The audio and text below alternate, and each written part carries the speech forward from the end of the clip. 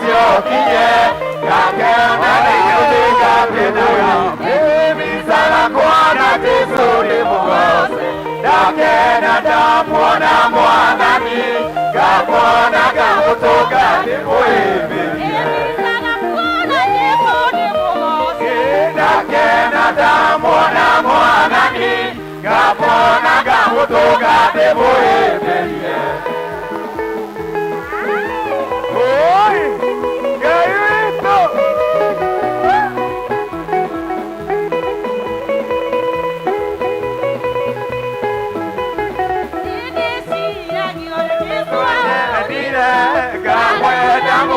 Uno mwanani yerire ya udenyo siokinye kamwana jisotika kenaga mono wana tisune kakena damona mwanani kamwana kamutoka tipoye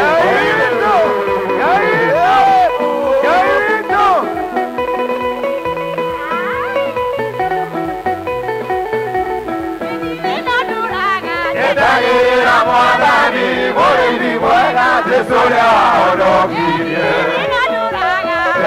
Gira mwanani moiri mwana tesoria orokirie. Nikamutokaria ide nariria goka nikamutokaria ide. Nikamutokaria ide nariria goka nikamutokaria ide. Peka uruka na maidoli maradira mudenyoso. Koro ya peka uruka na maidoli maradira mudenyoso. Eka mutu kariera ide kariera boka eka mutu kariera ide. Gayito, gayito.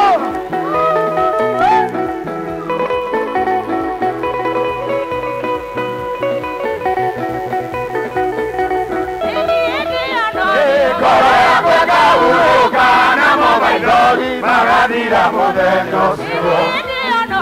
Goya kweka uruka na maidoli maradira mudenyoso.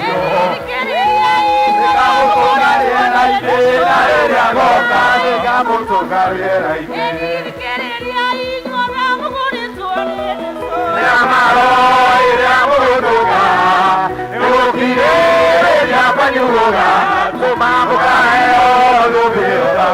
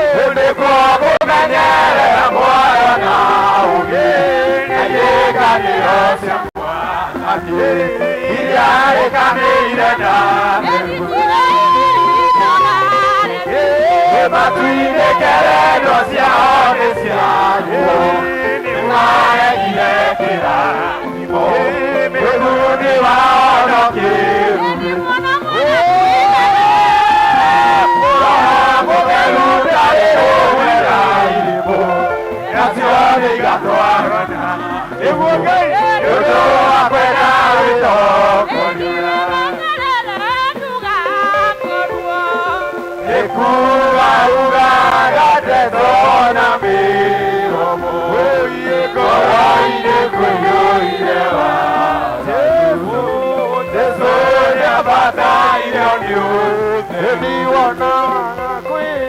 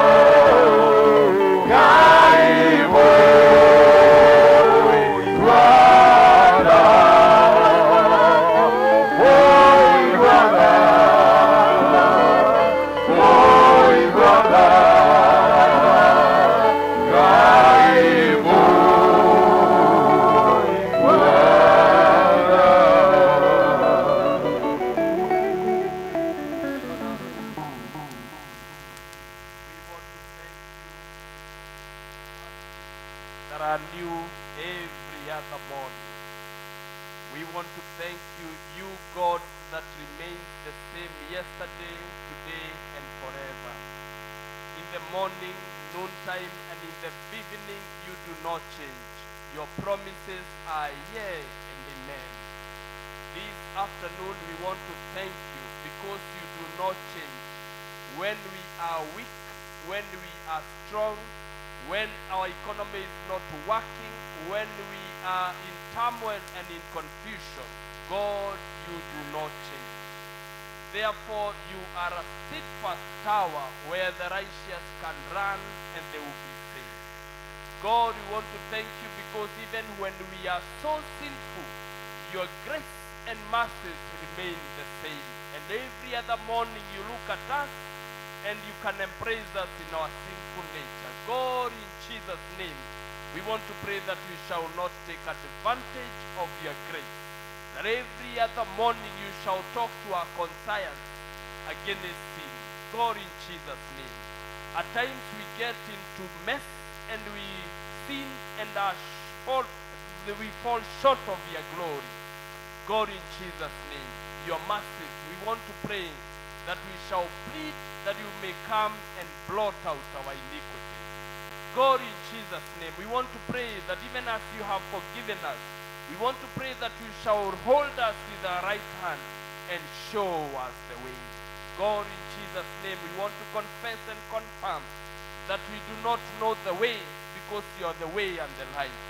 God, walk with us into righteousness, into the right path, that we will not be able to be tempted by the evil. And when temptations come, we want to pray that you shall give us power to overcome.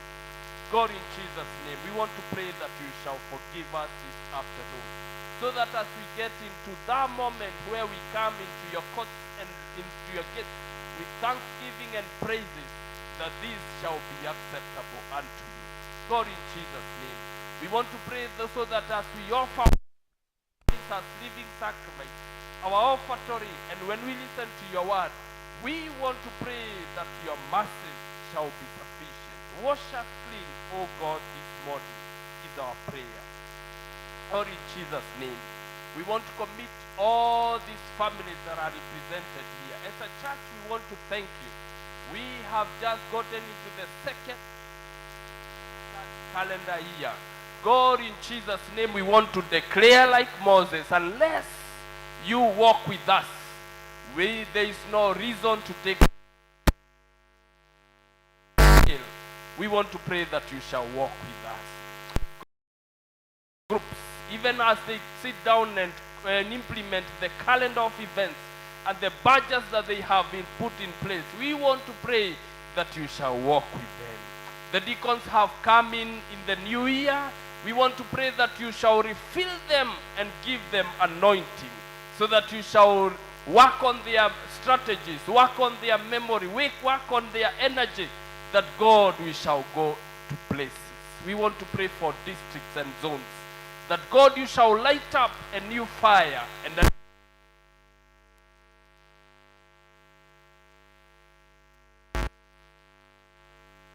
even as the church prepares for the activities ahead of it, the mission, the revivals, the AGM, the sports day, all the activities, we want to lay them in your hands. Because with our own wisdom and knowledge, we shall fail. But when we are with you, then we are more than conquerors, because we make the majority. God, in Jesus' name, we have needs in this church. God, we want to pray because gold and silver belongs to you. We want to pray that you shall provide. All the projects that we have, we believe they shall be complete because you are Jehovah Jireh. Families that are here, we want to pray for unity and love among them, oh God. Today, as we talk of mental illness, we want to pray that you shall come, get into our families and work out miracles that you alone know how to do it. We have no idea, and bring us together. We want to speak unity and blessings. You tell us where there's unity, you command blessing. And right now we want to claim that. Get into the families that are here and bless them.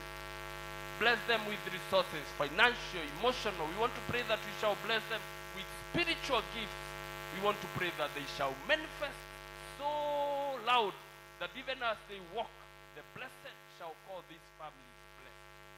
God, in Jesus' name, the children have closed school and they are back home. We will be together for the next 2 months. God, in Jesus' name, we want to pray that for your intervention, because you alone are able to guard our families. We want to pray that you shall guard them against exploitation by the evil one, the evil society that is waiting for them. We want to pray that you shall guard them every morning. Whatever they speak, whatever they watch, and whatever they engage in shall be pleasing to you. God, we want to thank you. You have never failed. You have no record of failing. In the past, right now, and in the future, you will never fail. Please, God, guard our families. There's a lot of needs in this country. God, we cannot name them because they are too numerous in our own mouth. God, in Jesus' name, we want to pray that you shall intervene. Even when things look like they are too thick and too dark in the night, we want to pray that you shall appear. Appear and change our economy. Appear and give us good politics. Appear and bind us together. Bring the leadership together. God, appear. Because when you appear, we know that things will be right.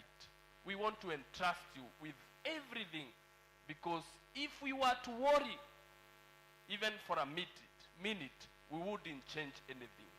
But by faith, we want to release all our needs, mentioned or unmentioned. We want to pray that you shall take care of them. We refuse to be anxious for anything, but in prayer and supplication, we want to present them to you. God, in Jesus' name, this evening and this afternoon, as you speak to every soul in this place, we want to pray that you shall speak to us individually and as a corporate. Talk to us, O God. Help us to realize our sinfulness and see your righteousness. We want to thank you because you are good. God, we want to thank you this afternoon because you have been good. Take over, because your servants appeared here in the morning. They are waiting to listen from you. Master, speak. In the name of the Father, the Son, and the Holy Spirit, we pray and give thanks. Our Father, who art in heaven, hallowed be thy name. Thy kingdom come, thy will be done on earth as it is in heaven. Give us this day our daily bread, and forgive us our trespasses, as we forgive those who trespass against us. Lead us not to temptations, but deliver us from evil. For thine is the kingdom, the power and the glory, forever and ever. Amen. Put your hands for Jesus. Thank you, praise and worship. Tutaendelea mbele. Watoto wa church school, wale watoto wa church school, wale wakubwa waende kwa class, walimu wanawangojea. Wazazi, tunaona watoto wakubwa, tafadhali walilizi waende church school. Tubaki na wale tu wadogo, wale hawezi jipeleka. So deacons, tusaidie pale au watoto waende church school. Tutakuwa na wakati wa kuimba, na kama vile mnaona saa pale, masaa yetu imeenda sana. Tutaanziwa na P.C.E.A, wanaume wote. Wakimaliza, wanaume wa mwangaza watabaki. Na tafadhali napeana dakika tatu. Wanaume wote, Bwana asifiwe. If you are sitting behind a man or a boy, request him to come in front. Wakija, tuko na mission week. Our climax will be on Sunday. Na kwa vile wanaume hatuwezi tembea peke yetu, tunasihi nyinyi mtushikirie on Sunday. Coming Sunday, you support us with your generous hearts. Kuna wale tutatumia special, all you are friends, but kuna wale tutatumia special card na special friends. Hao mjue hao ndio tutakuwa nao wageni. Wale tutakuwa special friends, tutawatumia kandi, lakini nyinyi wote mtushikirie. Tushikirie. Wanaume wakisimama, nishi yote imesimama. Hatuwezi tembea bila nyinyi, nishi haiwezi kalika bila wa mama na hawezi kalika bila wanaume. Kwa hivyo tunahitaji kila mmoja, tunahitaji nyinyi ushirikiano wenyu. Tuko na a lot of work as a P.C.E.A, but this year we do not have a rite of passage because of the changes of the education curriculum whatever, but coming next year tutakuwa nayo kubwa sana na mambo mengi tutafanya. Kwa hivyo tunamsihi Jumapili mkuje mtushikilie, lakini kuna wale tutatumia message special friends, wale ndio tutasimama nao, na hao wanaume wote tujitayarishe ili tusiweze tukaachwa na nyuma. Mungu ambariki na mtendee mema. Peterson. Kai Jesu ni mwega, twendetwo yoimire igũrũ agĩũka gũkũ. Nĩathecirwo nĩ andũ na nĩathĩnio, akĩũragwo tondũ wa niĩ nawe.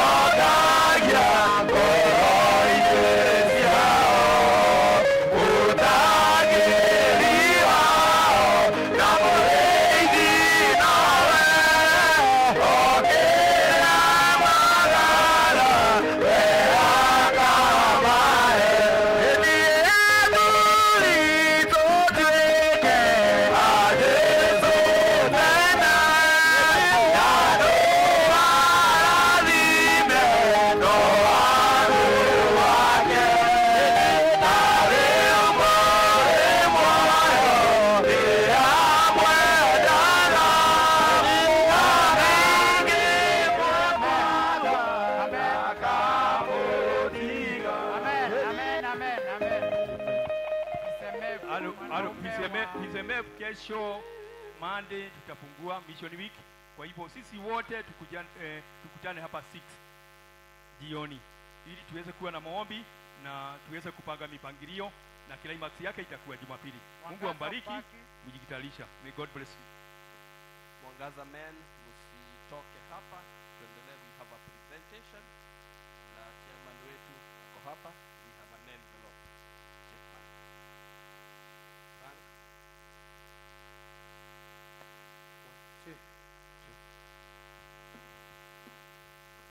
Hallelujah. Nĩtũrũgĩrwo wa kĩrathimo nĩ rwitũ rwa rũrĩrĩ.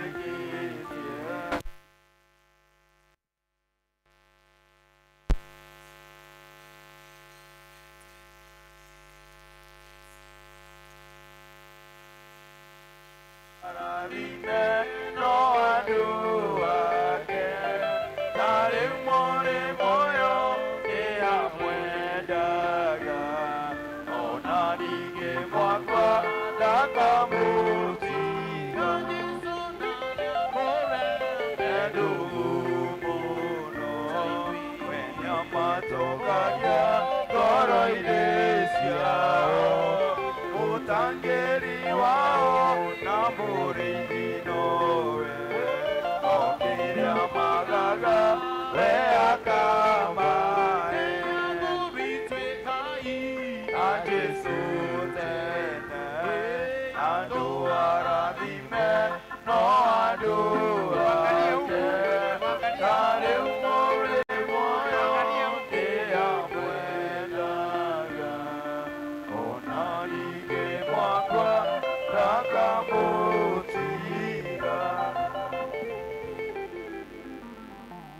Bwana asifiwe.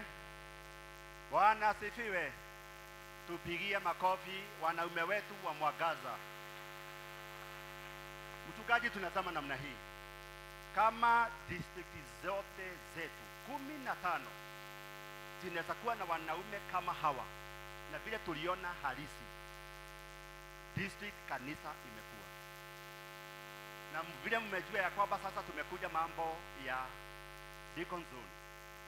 Tukiwa na wanaume kama huu, elder wetu Moses, kanisa yetu imekuwa. Wacheni nimwambie congratulations. We have to imitate this. Tupende tusipende, lazima tupende hivyo. Mungu wetu namjalie baraka zake mingi. Asante na kuja kwa sacrifice hii umeleta katika hii madhabahu. Mambo yenu yote kulingana na vile mnataka, Mungu aione, ayasikie na aweze kutimiza in Jesus name. Mchungaji kuja. Kanisa tunaweza simama. Nimesikia umeitwa Mwangaza. Unajua Yesu alisema huwezi kuwa taa kuwakisha alafu wewe kufunikia na karamu. Kwa hivyo kama nyinyi Mwangaza, basi na Mwangaza. Kwa sababu nikoshua wanaume wote wa Mwangaza wako. Tutafutane. Saa hii pale tuko, na hakuna kitu cha muhimu kama kushikana mikono, maana pale tuko saa hii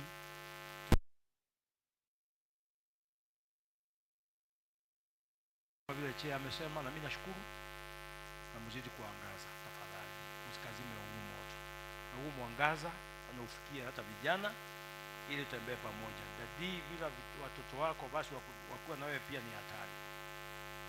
Let us extend this hand of fellowship even to the youth. Basi tuombe. Mwenyezi Mungu, tunashukuru kwa ajili ya wanaume hawa ambao wamesikia mwito, wameitika na wako tayari kutembea katika njia ya imani.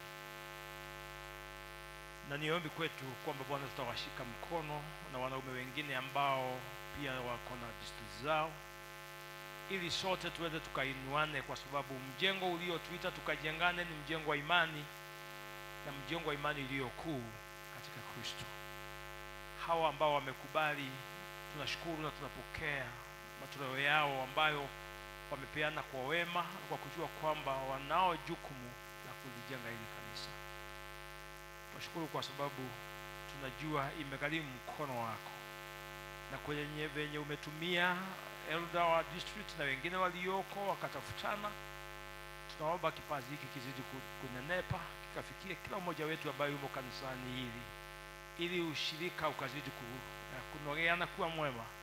Kwa vile Bwana tunahitaji kuwa na ushirika ulio mkuu, maana hatuwezi kukua katika imani bali tukue katika ushirika.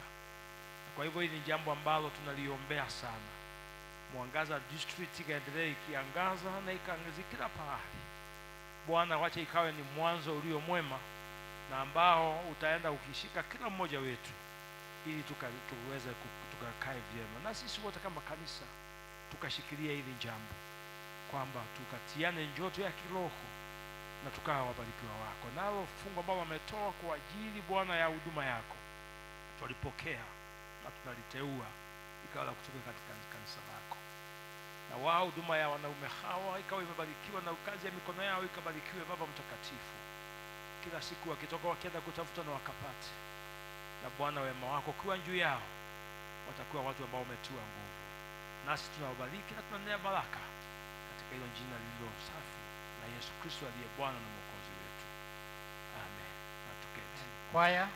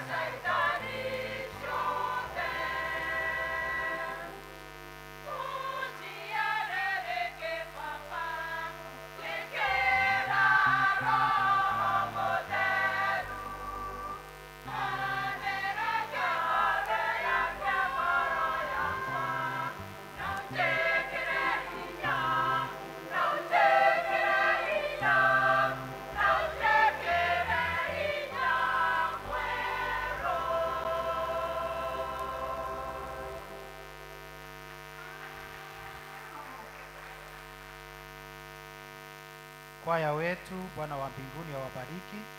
Wazazi, tuko na youth na teens pamoja nasi. Ukisikia tunaongea Kiswahili leo, ndio sababu tumeamua kutumia Kiswahili ndio tuweze kusikizana na watoto wetu. Nitaomba watoto waletwe wote, waombewe wale wako huku. Then nitaomba wanalika juu wako kule juu wasimame na teens, wasimame mahali wako, ndio mchungaji awaombee pamoja. Watoto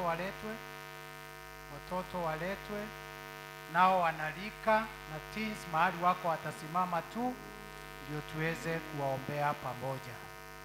Watoto waletwe. Wazazi, muda umeenda, tafadhali watoto waletwe.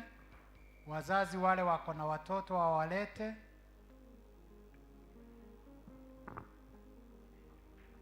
Haya, youth tusimame mahali tuko na teens, tusimame mahali tuko. Youth na teens tutasimama mahali tuko. Youth na teens mahali wako watasimama, wataombewa tu wakiwa hapo. Na wale wakubwa wakimaliza waende church school. Wale wakubwa watoto waende church school tukimaliza. Tusimame kanisa.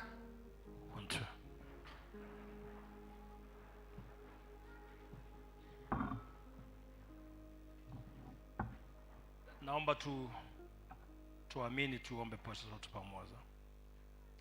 Baba mtakatifu, ni wakati mwingine umetupea ili tushukuru na kutukumbusha kwamba umetupea uwepo ili tuweze Bwana kusimamia na njia moja ya kulelea watoto ambao umetupatia. Tunataka ukiri kwamba tumetupatia vipawa hivi ili tuvilinde, tuweze kuwalea, tuwafundishe, kwa sababu kuna jambo ambalo umewaitia duniani humu.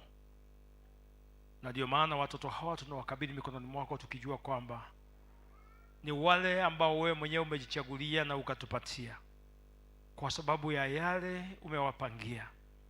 Ndio maana tunawaombea uwepo wako utembee na wao. Wengine ni wadogo kiasi hawaelewi muda ukoaje na nini naendelea, lakini imani kwetu ni kwamba Bwana wote ni wale ambao umewapenda. Na kwa hivyo hata wao tunaomba kwa ajili ya wenye ambao wanawachunga. Tunashukuru kwa kuwapatia hekima ya kujua Bwana wakati unahitaji msaada.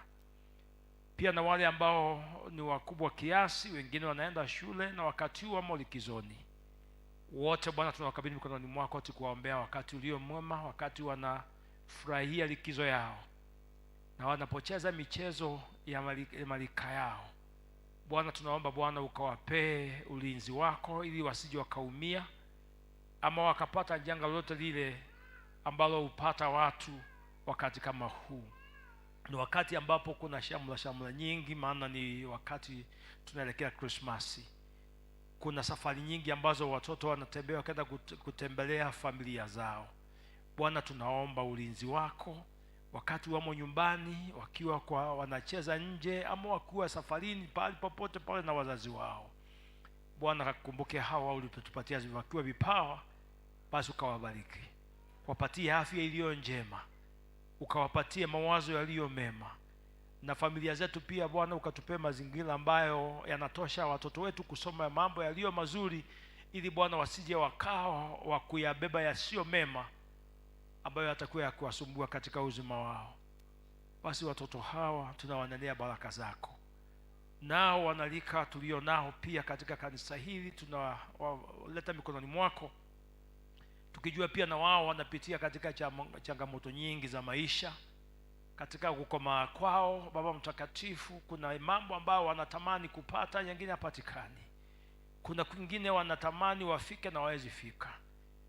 Bwana, wengine wao wamo katika vyuo na katika shule tofauti ambapo wanasoma. Tunawaandalia baraka zako pia katika Kristo. Wanapopitia katika lika hili ambalo lina mambo mengi ya kutamani, Bwana tunaomba kwamba wakapate waja walio na amani na uwepo wako, ili Bwana na wao kwenye waelewi wakakubali kuulizia, kwenye unahitaji kushikwa mkono wakapata marafiki wa kuwashika mkono ambao wanawatamania walio mema. Wanalika wetu tunawabariki Baba mtakatifu. Wanapozidi kukomaa pia na wao ukawashindanie katika maisha haya, katika yote yale ambao wanapitia. Bwana wacha na wao wakasimame imara katika imani, na uwepo wako ukazidi kukaa na wao katika uwepo wa Roho Mtakatifu. Bwana waweze wakashinda, ili kesho ikifika, kesho yao ikawe kesho ambayo kila mtu anaitamani katika maisha yao. Nasi kama kanisa tusaidie kuwashika mikono watoto wetu na wanalika wetu, pia wale wamepewa jukumu la kuwafundisha, walimu wa church school na wale wanasimamia wana youth, wote pia tunawapeana mikononi mwako, maana tunajua kuna changamoto. Na ndio maana Bwana tumeomba sote katika imani kwamba watoto na wanalika, Bwana tunakuhitaji, ili Bwana kesho yetu tunayoitarajia ikawe kesho ambayo inafaa na itakuwa ya muhimu.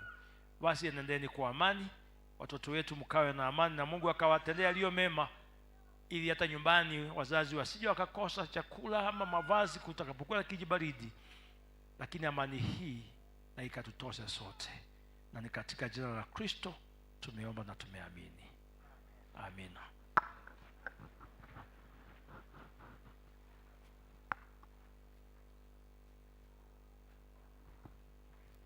Ni wakati wa matangazo na Elder Francis. Praise God Church. Bwana Yesu asifiwe kanisa. Kwa niaba ya mchungaji wetu na mchungaji ambaye ametutembelea siku ya leo, wazee wa kanisa, LCC na kanisa kwa jumla, tunataka kuwakaribisha nyinyi wote na tuwape wageni, kama tuko na wageni, hii nafasi ili tuwatambue vyema. Kama tuko na mgeni, iwapo umetutembelea siku ya kwanza, tunakuomba usimame.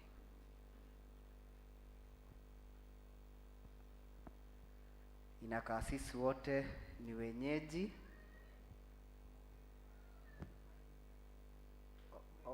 Mgeni ni kama amezuiwa na hiyo pila, simuoni vizuri, lakini tauliza wanakwaya tuweze kuwakaribisha na wimbo.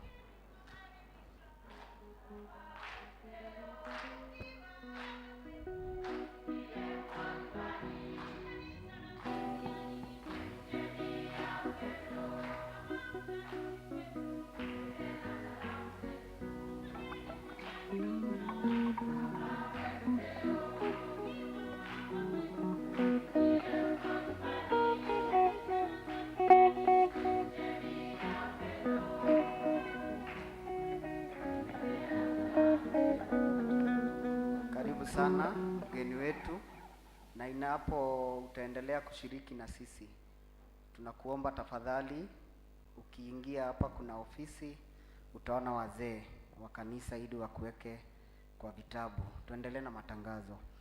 District za leo zitakutana kama ipasavyo.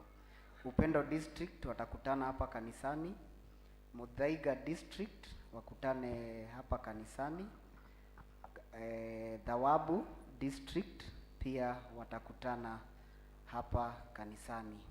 On a sad note, tunawatangazia Bi Monica Duati wa Baraka District aliweza kufariki, na tunaombwa kama kanisa tuwashikilie. Na in that juncture, Baraka District wanahimizwa ama wanaulizwa wakutane baada ya ibada ya siku ya leo, ili wapange mikakati ya venye wataendelea kufuatilia. PCMF week itaanza hapo kesho Monday, kama vile tumejulishwa na patron wetu. Kwa hivyo wazee wote mnakaribishwa hapo mnamo kesho, ili mje tufungue wiki yetu. Tena mnamo kesho tarehe 4 tutakuwa na mjengo wa shule utaanza, na tunahimizwa ya kwamba 1:30 asubuhi wenye watafunguka mkuje, ili tukue na maombi pamoja na kifungua kinywa kitakuwa, yani breakfast itakuwa. There is a presbytery mission on 21st and to 24th November, na ratiba iko kama hivi. Thursday 21st kutakuwa na gari itakayokuwa ikitembea, ni caravan, ikitangaza about hiyo crusade itakapokuwa pale Jacaranda ground. On Friday kutakuwa door to door mission, then after kutakuwa na crusade. Saturday pia kutakuwa na door to door mission, thereafter masaa ya jioni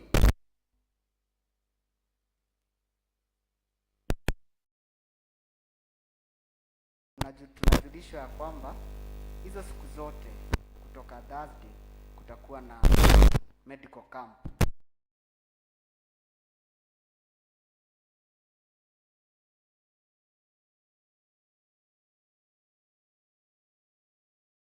Wakati wa maombi pia kufunza wale missionary watakapokuwa wakihusika kwa haya mambo ya hiyo crusade. Tunafahamisha ICT team wako na nafasi ya wale wanataka kujifunza kutumia vyombo mbalimbali kama kamera, P.C.E.A, broadcasting na mengine mengi, lakini tunafahamishwa kwamba tunaweza ona chairman wao Peterson, huyo ndio chairman wa ACT. Asante sana Peterson. Ama secretary bwana Shadrack inakaa ametoka, ama pia tunaweza tukamuona patron wetu ambaye ndio Elder Moses, ndio huyo hapo. Asanteni sana ambaye alikuwa anawatangazia siku ya leo, Jetago Francis Iburu wa Joroge na Dikiri Mohonoku. Asanteni.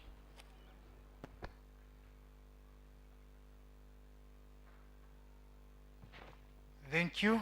Tunakumbushwa ya kwamba Monica Duati ni wale waanzilizi wa hii kanisa. Kwa hivyo members katika mitaa yetu tuendelee kutoa 300 kama ilivyo policy ya welfare. Then on Friday ndio tutakuwa na maomborezi yake hapa kwa kanisa 6 p.m. Kwa hivyo tuendelee kutoa 300 shillings kama ilivyo kawaida yetu. Tutakuwa na mabadiliko kidogo, tutachukua sadaka, ndio mchungaji wetu atachukulia atumalizie na neema leo. Elda Mutonga, karibu. Kanisa, Bwana asifiwe. Yes, tutaenda namna hii. Tutaanza na wale wako na fungu la 10. Kutoka hapo tutaenda na wale wako na Thanksgiving. Na wakati watu wa Thanksgiving watakuwa watakuja na officials wa BSR. Wanatuarifu kwamba wako na mbegu na wangetaka kuombewa. So BSR mtasimama pande yangu ya kulia mkikuja hapa mbele. Kutoka hapo tuko na mtoto atafanywa dedication kutoka district ya Muthaiga. Kutoka hapo tutachukua normal offering na mwishowe kabisa tutamalizia na district ya Komalok. Meaning wana Komalok tunapokuwa tunachukua offering ya kawaida hamutakuja hiyo wakati, nitawapatia nafasi pale nyuma. Tuendelee na wale wako na fungu la 10. Tithers.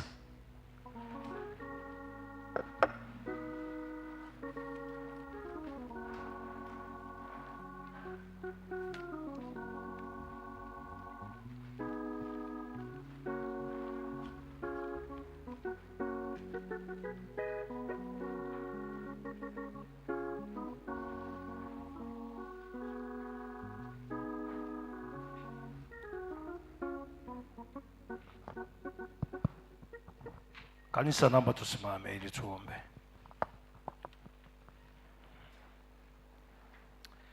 Mungu Mwenyezi, tunashukuru kwa vile umekuwa Mungu mwema tena kwetu. Waja hawa wamesimama mbele yako ni kwa sababu kuna jambo moja au lingine ambao umebariki katika huduma zao. Nayo imani iliyo kuu ndani yao imeelekeza kwamba wakapeane fungu la 10 kwa sababu vyote ni wewe umewapea. Na kwa hivyo muda huu tunaomba wamesimama mbele yako, wameshika fungu lao la 10, wanauleta kama ibada na shukrani za kushukuru kwamba kweli umewapatia na wamebarikiwa.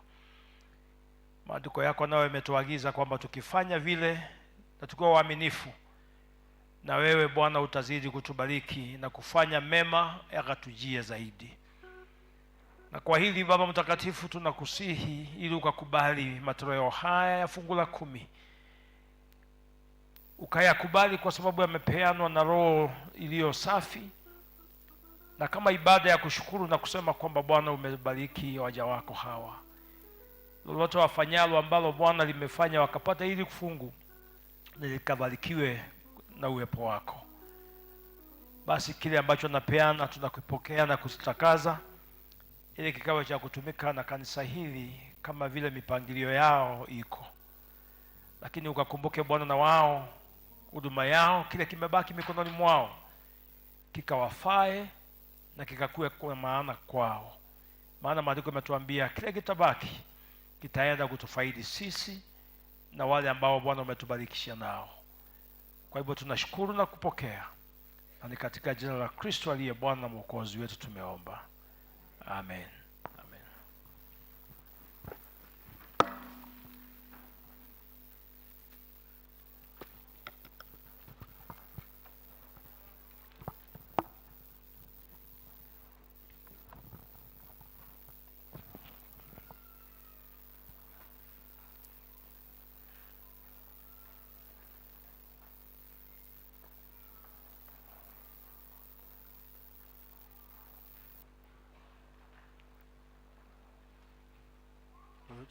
Wale wako na Thanksgiving na officials wa PSR.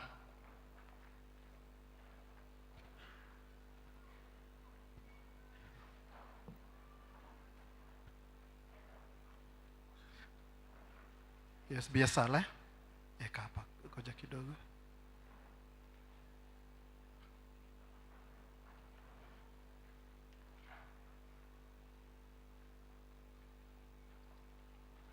BSR mko hapo. Mchungaji wetu karibu.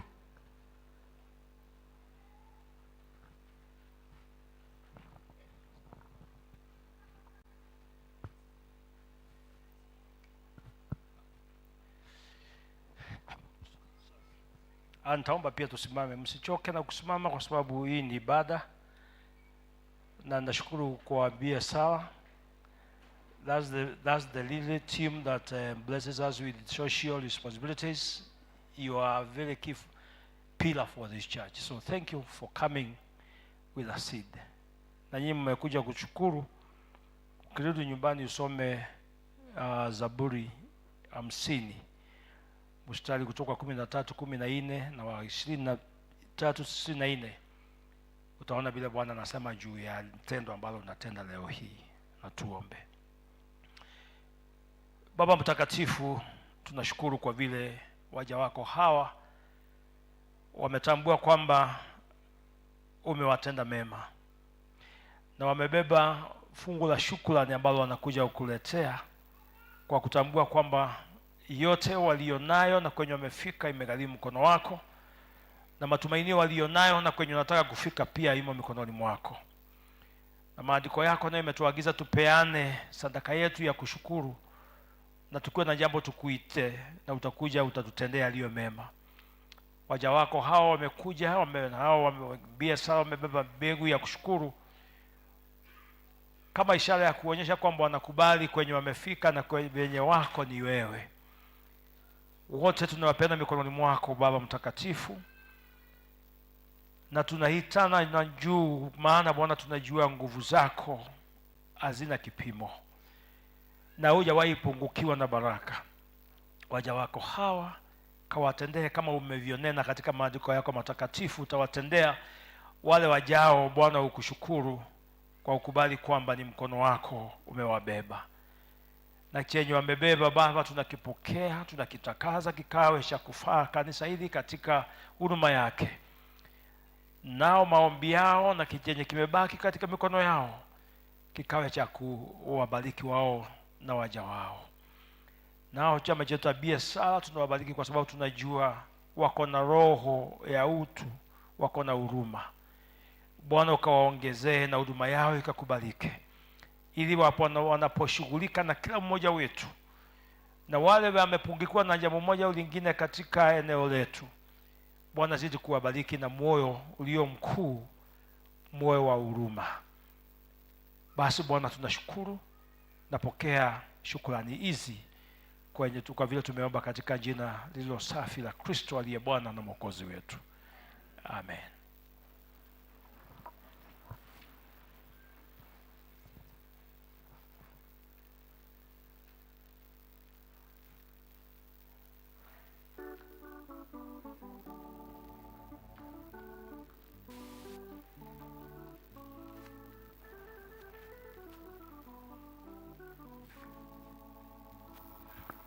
Familia ya Amos kutoka Muthaiga.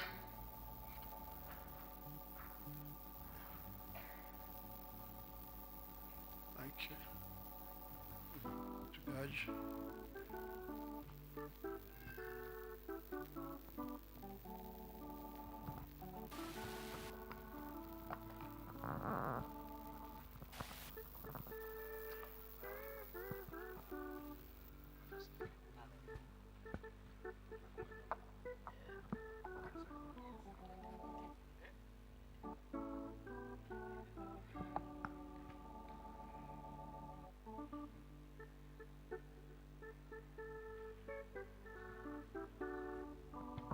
Kanisa tusimame.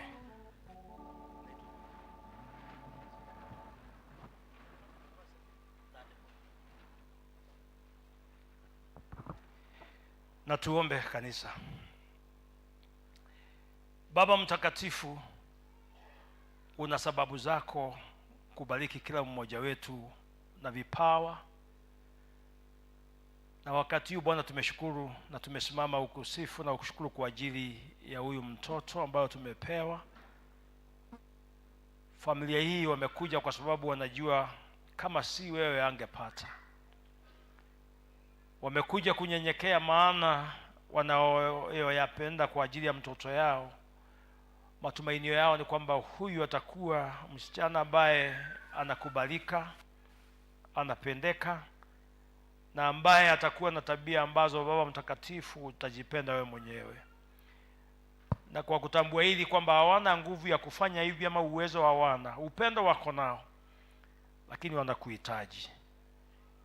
Kama vile Ana alipeleka mtoto, kama vile Maria akalipeleka wake na yeye, kama vile Elizabeth alipeleka wake, na wao wamekuja kwa kujua kwamba hichi kipawa umewapatia cha mtoto wao wa Mboi. Wamekuletea hili Bwana, huyu mtoto ukambariki, ukatembea na yeye. Nimempokea na mikono yote miwili.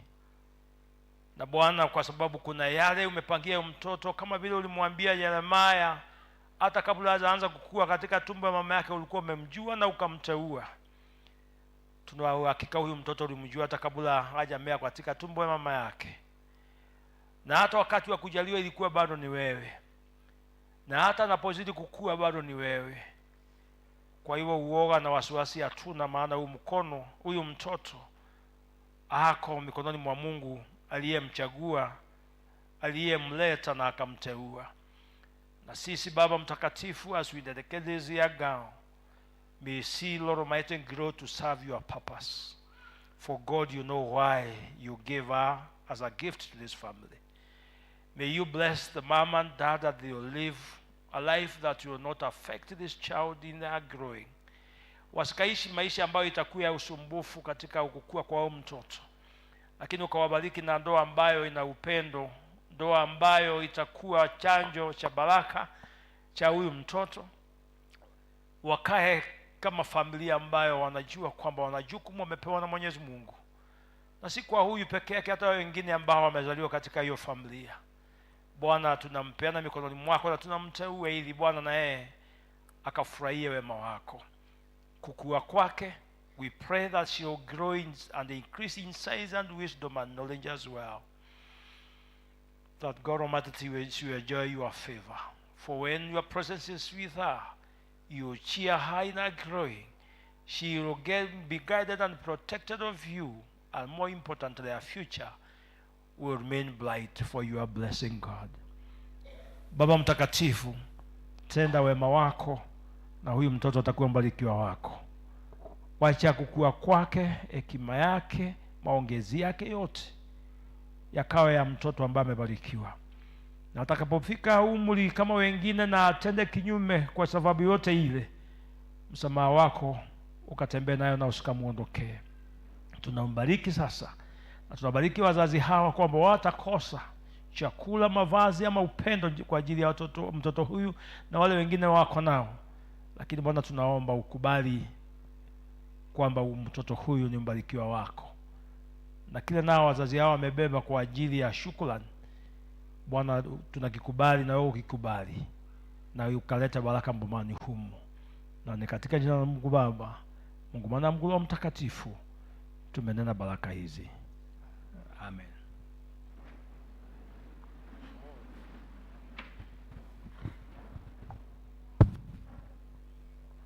Deacons,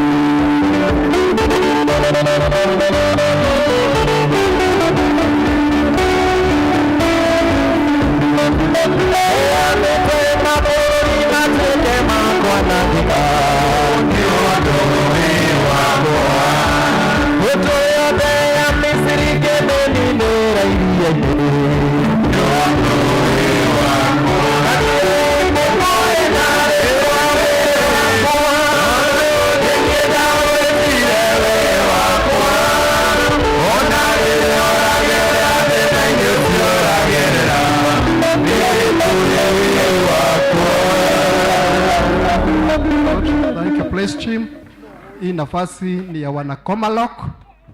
Tupange line hapa. Elder hayuko karibu, na nitamuita chairman asimame kwa niaba ya elder, apokee vifaa zenu. Wana Komalok.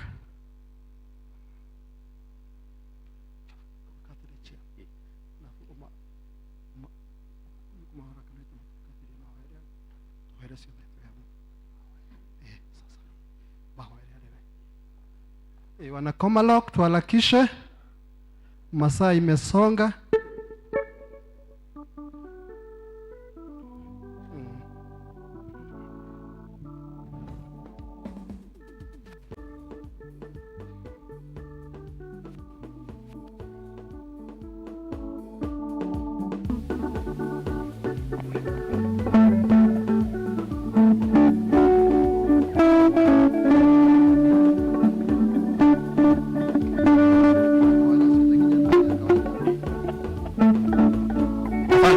our elder, our registrar, Elder Martin, ni kwamba hawa wamejua tena siri. Kanisa tukisimama, hawa wamejua siri. Wakati walikuwa districts on Sunday, last Sunday, waliona ni vizuri walete sacrifice zao. Nimwambie kanisa mtirugame. Nyinyi sio kushidwa, sio kutojua, mumejua siri, mumejua siri. Mungu na mtende na Mungu amfikisha mahali mnataka kufika kwa sababu ya kujua siri. Na tuombe.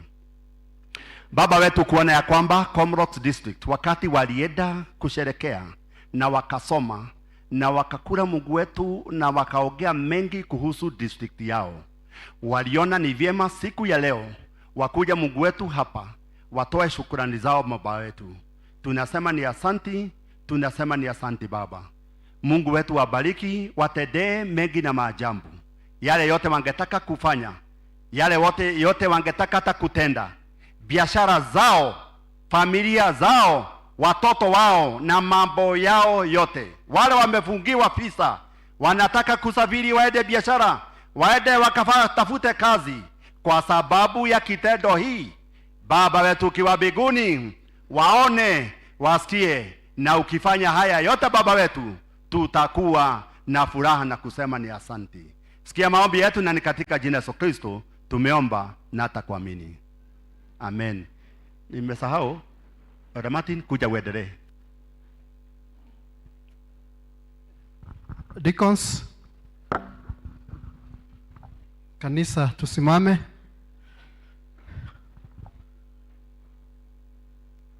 Deacons,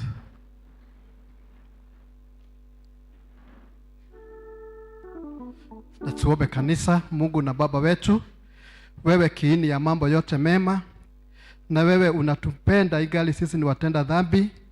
Tunanyenyekea mbele zako wakati mwingine tukikushukuru na tukisema wewe unastahili. Ni asante Baba kwa ajili umetupatia nafasi na ili tukakushukuru kupitia yale yote ambayo wewe umetupatia.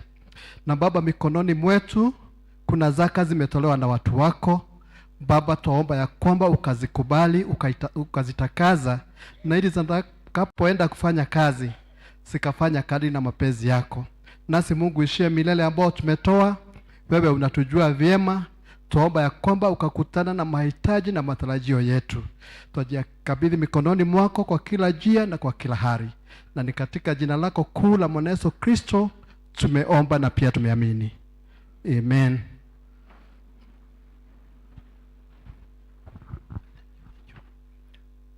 Leo tuko na mambo mengi sana. Rafiki yangu mchungaji Mwilisha, hey, watu wa welfare team, kujeni. I also want to invite our registrar and assistant registrar. You just come. Also you come. Our registrar, assistant registrar, na watu wa welfare na patron, kujeni. Chairman, hii ni ya nini? Hii ni ya kutusaidia saa ile tuko na matanga, tunaweka hapa kwa meza. It is part of decoration. Thank you. Chukua registrar wetu. Na hii ni ya nini? Hata hii ni ya hiyo kazi. Shika hiyo. Na hii? Hata hii ni ya kuweka hapo. Hii ni ya kufunika? Saduku. Aha. Asante. Wakati tuko na memorial hapa, asanteni sana. Na hii ni ya nini? Kados isichome vitambaa zetu. Shika hapo. Na hizi ni maua. Shika hapo mchungaji. Kuja mchungaji. Sasa Mungu na mbariki kwa sababu ya kukaa chini. Hii kazi jema mumefanya kupitia patron wenu na registrar wetu na registrar mdogo. Ile kazi yote tunataka kupanga, tutaipanga kwa manufaa ya kazi yetu. Mungu na tujalie, siku ya kwanza itakuwa ni Friday, wakati wa soso wito wa kanyina leo tukagea na memorial service hapa kanisani siku ya Friday. Asanteni sana, na wale wengine wako hapa, patron na chairman, muambie tumesema ni asanti. Mungu nambariki sana. Mchungaji, teua hizi vyombo ifanya kazi ya Bwana. Tukiteua tunasimama. Wakati wa kuteua vyombo tunasimama. This is called self care. Kwa sababu tumejinunua wakati tuko hai, lakini zitatumika wakati hatuko hai. Kwa hivyo ni kujihudumia pia, na ni vizuri kuchunga kanisa lake. Na tuombe. Baba mtakatifu, tunashukuru kwa kikundi hiki ambacho kimepewa jukumu la self welfare ya kanisa huu. Na upendo wetu Bwana ni kwamba watu wasituache, lakini kwa sababu kuishi na kuondoka zimo mikononi mwako, na kwa sababu haya mambo mawili, kuzaliwa na kufa, yamo na wewe ndio ulitupatia haya, na ndio maana wameyatayarisha hizi vitu, vitambaa na vitu za kushikilia mishumaa kwa ajili ya kutumika wakati huo, na kama vyenye imesemwa kwamba itatumika Ijumaa hii. Bwana, tunaomba hivi vyombo tuviteue vikawe za huduma iliyo kwa kanisa hili. Ulembo wake, umaridadi ambazo inaleta, itakuwa pia Baba mtakatifu ni ya kutufanya tukavumilie machungu yaliyoko kwa sababu ya vifo. Bwana, letu ni kuomba kwamba vitambaa hizi na zote na maua na kila kitu ambacho kimeletwa hapa kikatumika na kanisa katika huduma ambao zimetengewa. Na hili kundi pia nalo tunashukuru kwa sababu ya mawazo yaliyo mema, na wakiwa mawazo yao ni yakazidi Bwana kufanya kanisa hili likakae limelembeka, ili hata wakati tunawaaga wapenzi wetu Bwana tukawaaga na njia ambayo pia nasi wakati wetu ukifika tutafurahia pia kujua kwamba tumeyatenda na upendo wako. Basi tunaviteua hivi vyetu vikatumike kwa huduma ambayo imetengwa, na tumefanya hivi katika jina la Mungu Baba, Mungu Mwana na Mungu Roho Mtakatifu. Amen. Tunashukuru, asanteni.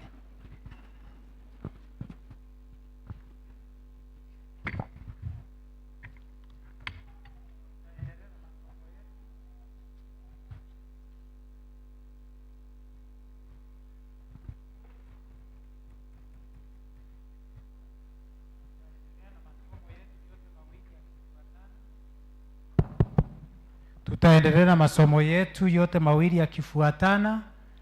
Ndio tunataka tukiingia kwa neno, tutaingia mara moja.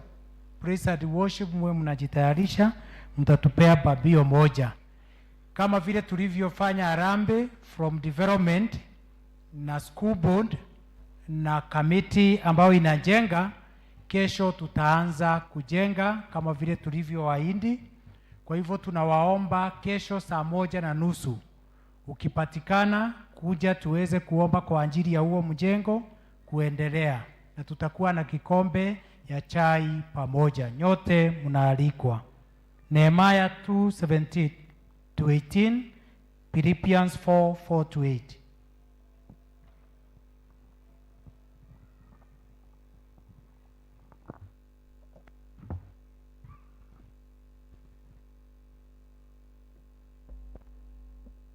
We are reading from the book of Nehemiah, chapter 2, from verse 17 to 18.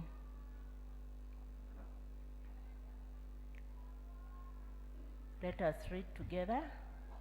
Then I said to them, "You see the trouble we are in? Jerusalem lies in ruins, and its gates have been burnt with fire. Come, let us build the wall of Jerusalem, and we will no longer be in disgrace." I also told them about the gracious hand of my God upon me, and what the king has said to me. They replied, "Let us start rebuilding." So they began this good work. The reading continues. I'm Margaret Wanyoike.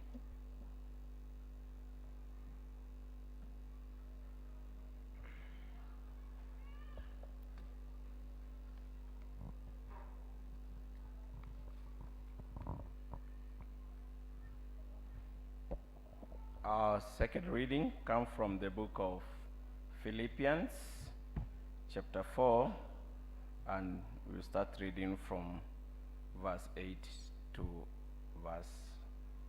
start from verse 4 to verse 8. Philippians 4, 4 to 8. I'll start reading. Rejoice in the Lord always. I will say it again, rejoice. Let your greatness be evident to all. The Lord is near. Do not be anxious about anything, but in everything, by prayer and petition, with thanksgiving, present your request to God. And the peace of God, which transcends all understanding, will guard your hearts and your minds in Christ Jesus. Finally, brothers, whatever is true, whatever is noble, whatever is right, whatever is pure, and whatever is lovely, whatever is admirable, if anything is excellent or praiseworthy, think about such things. That's the end of our second reading. May praise be to God. My name is John Chuguna.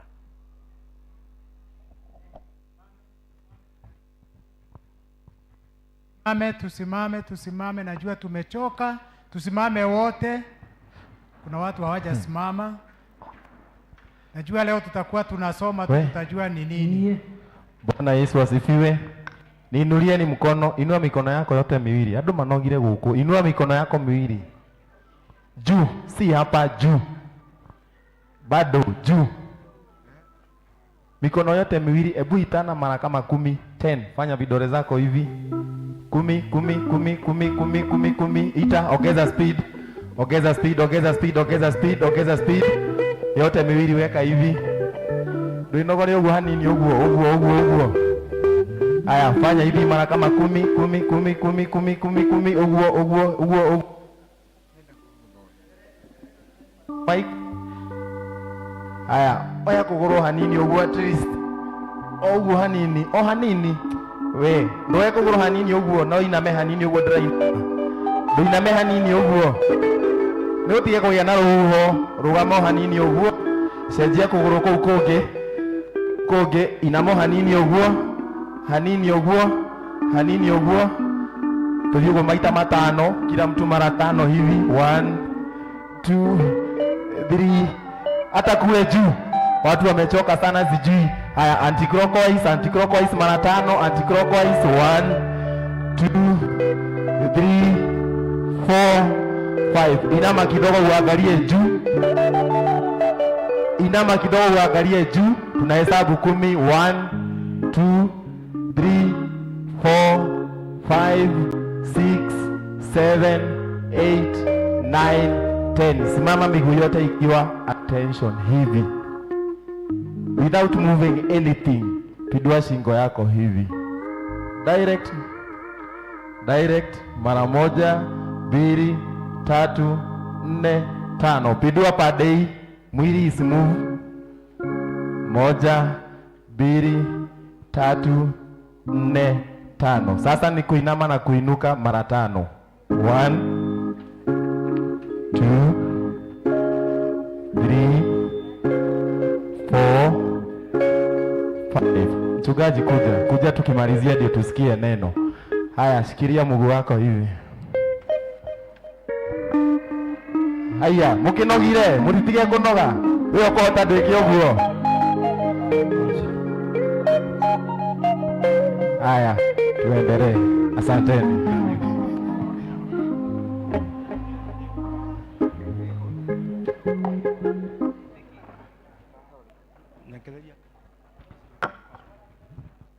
Bwana asifiwe. Nilikuwa nafikiria after that ndio tutaimba, lakini hiyo ni nzuri, imetosha. Nashukuru sana, na sijui kama tunaweza fanya hivyo nyumbani. Hiyo ni moja ile ambayo inazazuia tusikuwe na shida, tukuwe na akili mzuri. No. Actually one of the things ile nitakuwa nasema inasema kwa kweli, ili ukuwe na akili nzuri kabisa, ufanye mazoezi sana. Sasa hiyo lazima si kuweka miguu juu ya meza, ni kufanya mazoezi. So nashukuru kwa fursa ambayo nimepatiwa, na nimeambiwa tutachanganya lugha zote kwa sababu ili tuweze kueleanwa. Leo tunataka kuongea juu ya mental health, ndio sababu tumekuja. Lakini niseme katika kitabu cha Nehemiah chapter number 2, ni mtu ambaye alisumbuka sana kwa sababu ya shida zilizokuwa Yerusalemu. Alipata kwamba kuta za Yerusalemu zilibomolewa wakati walivamiwa, mawe yakavunjavunjwa na yakachomwa na moto. Lakini anasema ukianzia pale mstari wa 11 kwamba Mungu alitia uzito juu ya mabega yake kwa sababu ilikuwa aibu.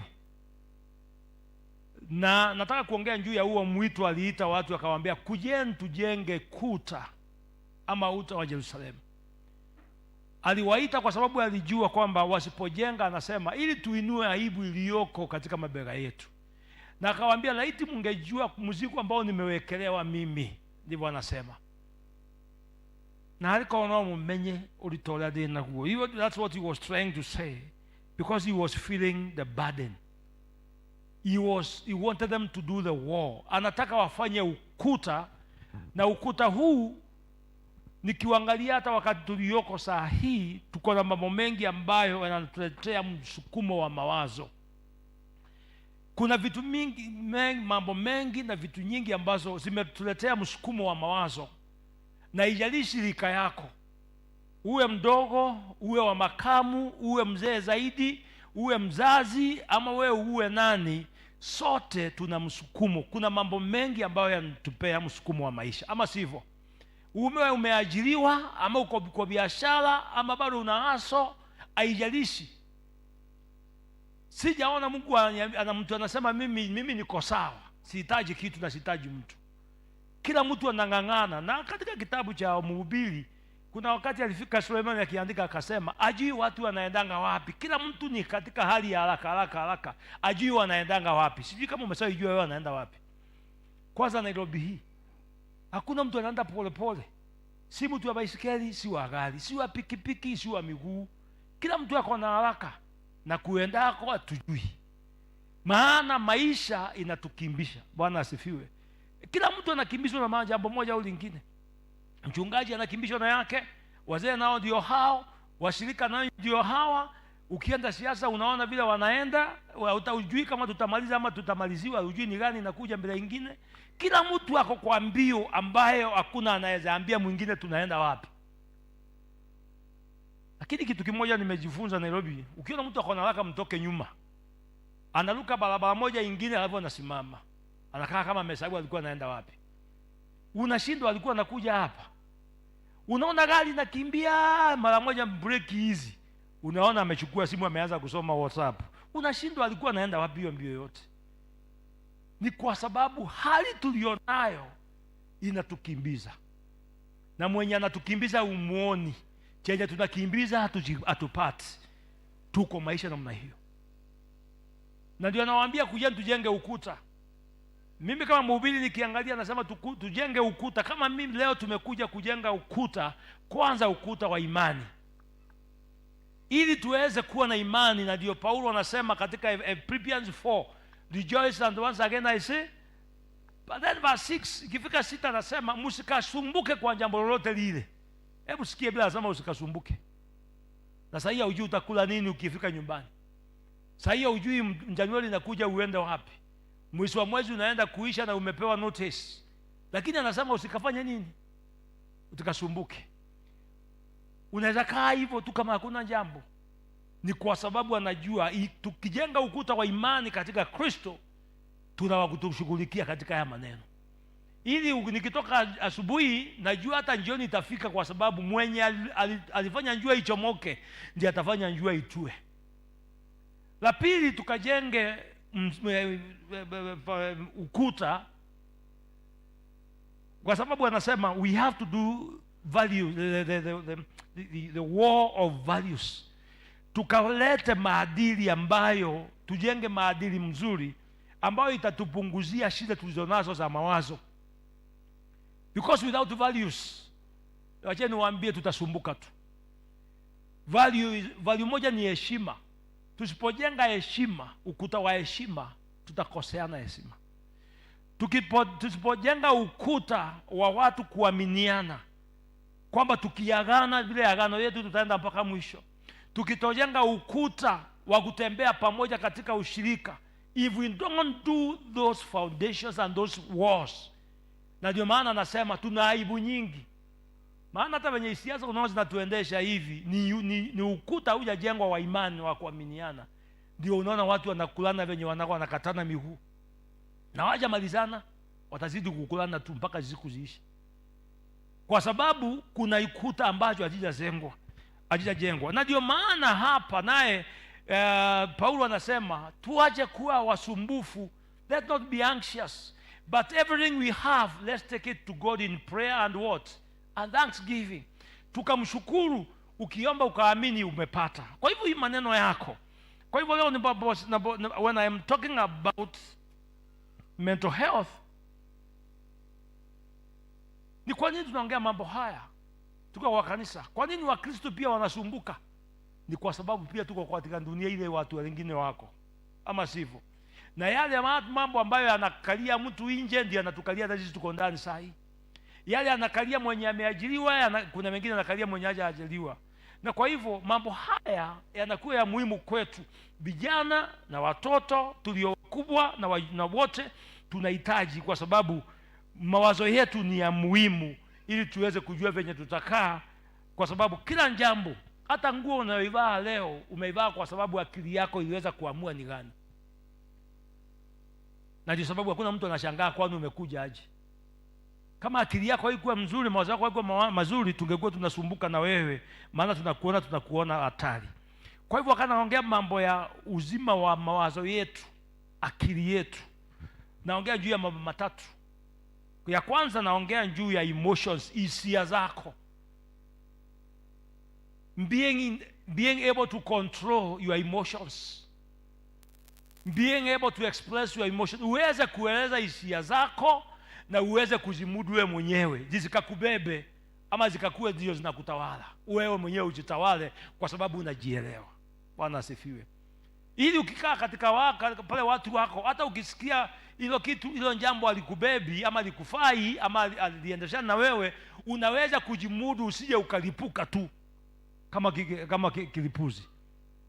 You are able to control yourself.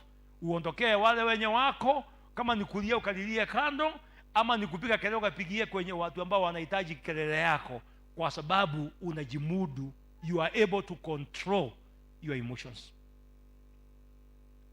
Mtu ambaye ako na shida na ugonjwa amesumbuka katika akili hawezi. La pili tunaongea juu ya saikolojia. Your psychological well-being. Akili yako ikae vizuri, mawazo yako akae vizuri, kwamba kakitu kadogo akakulipui. Unajua kuna watu wako hivyo, kakitu kadogo tu ukisema kanamlipua, kakitu kadogo tu kanakuwa ni mafarakano. When your mind is well, psychologically, we know by say you are psychologically fit. Hata ukiwekwa pressure mingi unajimudu, bado unajielewa. Hata wakati stress iko nyingi bado unajielewa. Lakini kuna wengine akifinywa, akipata na pressure kadogo, msukumo kidogo, kinaachilia tu.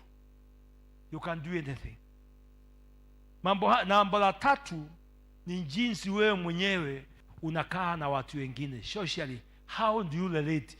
Una mwingiliano ina gani na watu? Mnakaa namna gani na watu? Kuna watu kwa sababu ya akili zao kuwa zimesongwa na mawazo na mambo mengi, hawajui kukaa na watu. Anakuja kwa grupu imetulia, dakika mbili unasikia hapo mmeanza vurugu. Ni kama mlevi vile wanavyosangilia wanafanyanga. Unaharibia watu amani yao.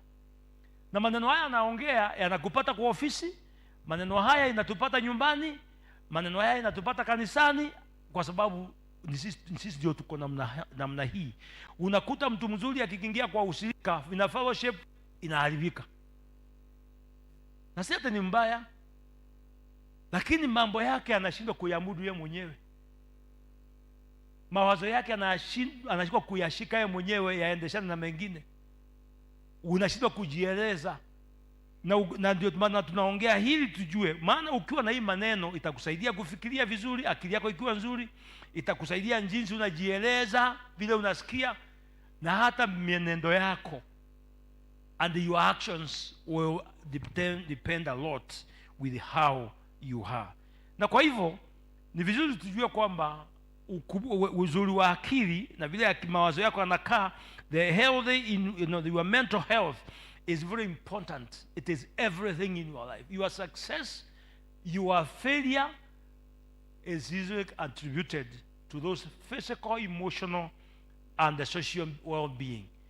Vile unakaa vizuri na watu wengine, venye unaendeshana nao. Sijui kama umesaiona mtu, watu wakikuona wakiwa wamesimama vizuri wanakuonea kando, wanaachana, ukipita wanarudiana. Usiona vitendo kama hayo. Unakuta watu wameketi, ukikuja wanaamuka. Kwa sababu kuwa kwako pale ni shida peke yake. Ni kwa sababu vile tunakaa na watu wengine. Kwa hivyo niseme maisha yako na msukumo wake. It has stress. Na stress si kitu unaweza jifanya ati utaiondokea, hauwezi. Saa hii kuna mtu saa hii ako stress kwa sababu masaa imepita. Saa hii tuko hapa. Unakiangalia hapa utaona hivi vitu imeanza kutokea hizi. Wanafanya hivi.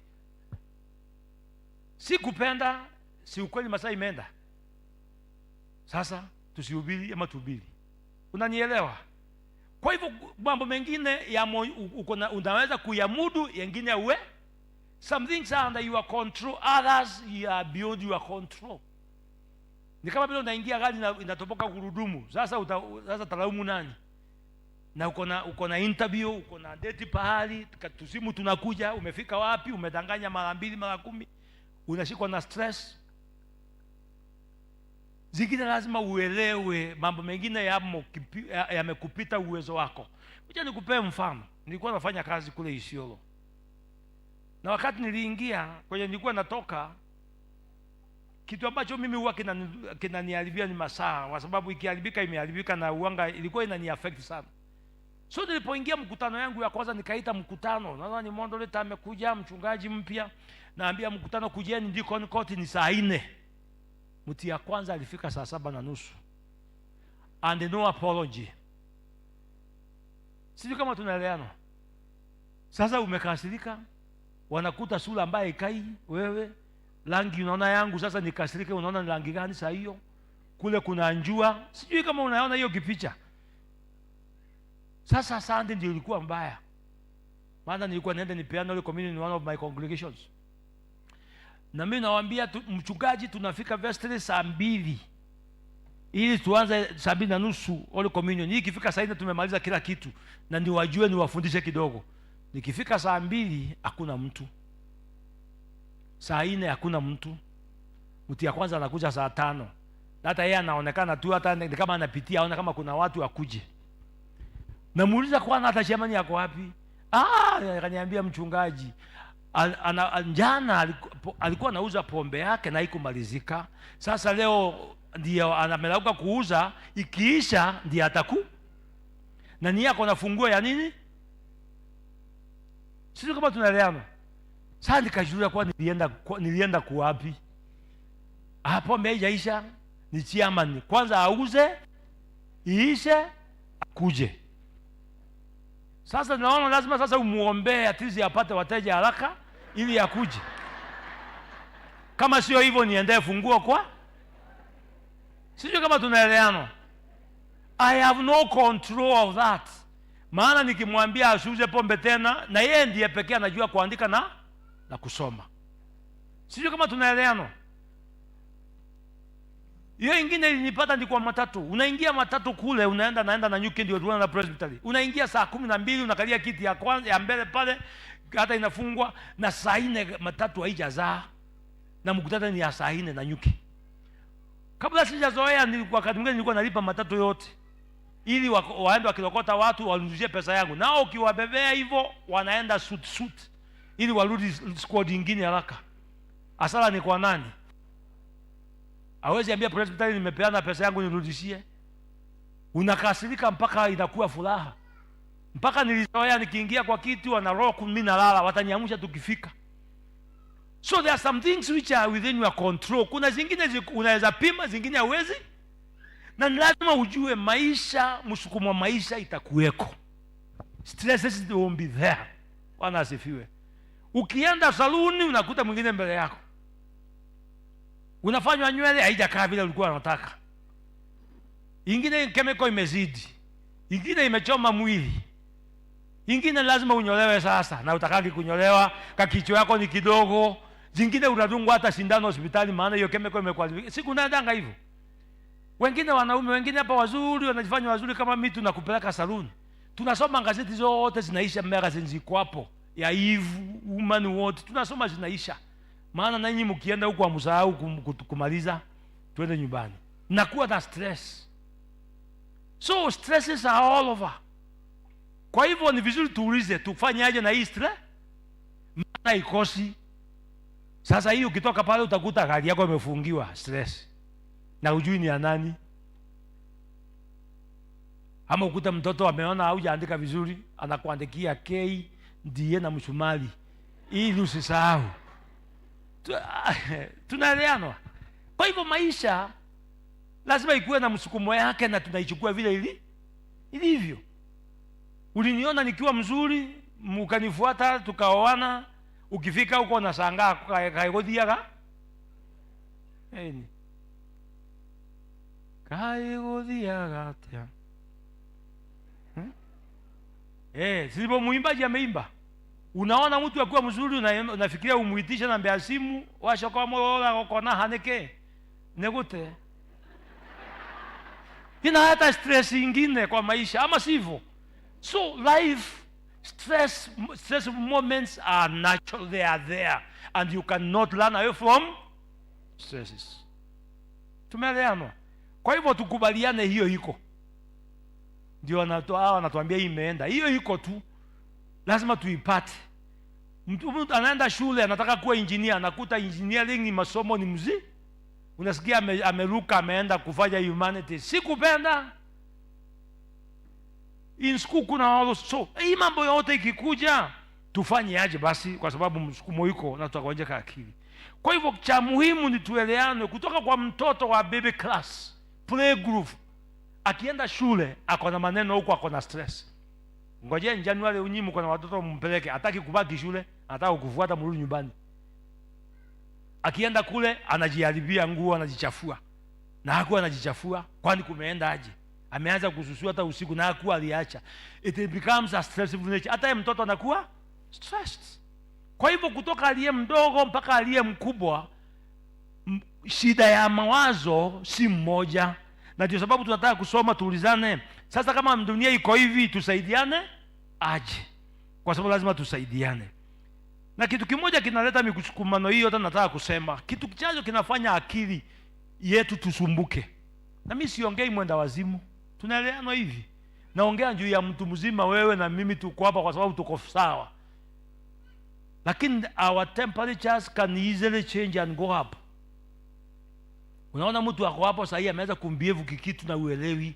We normally say the difference between you being healthy and being sick is very thin. Kachejagi oguo ni muhanini oguo. Uko na haja ko hola nguo kigathi. Kana kwa kathi.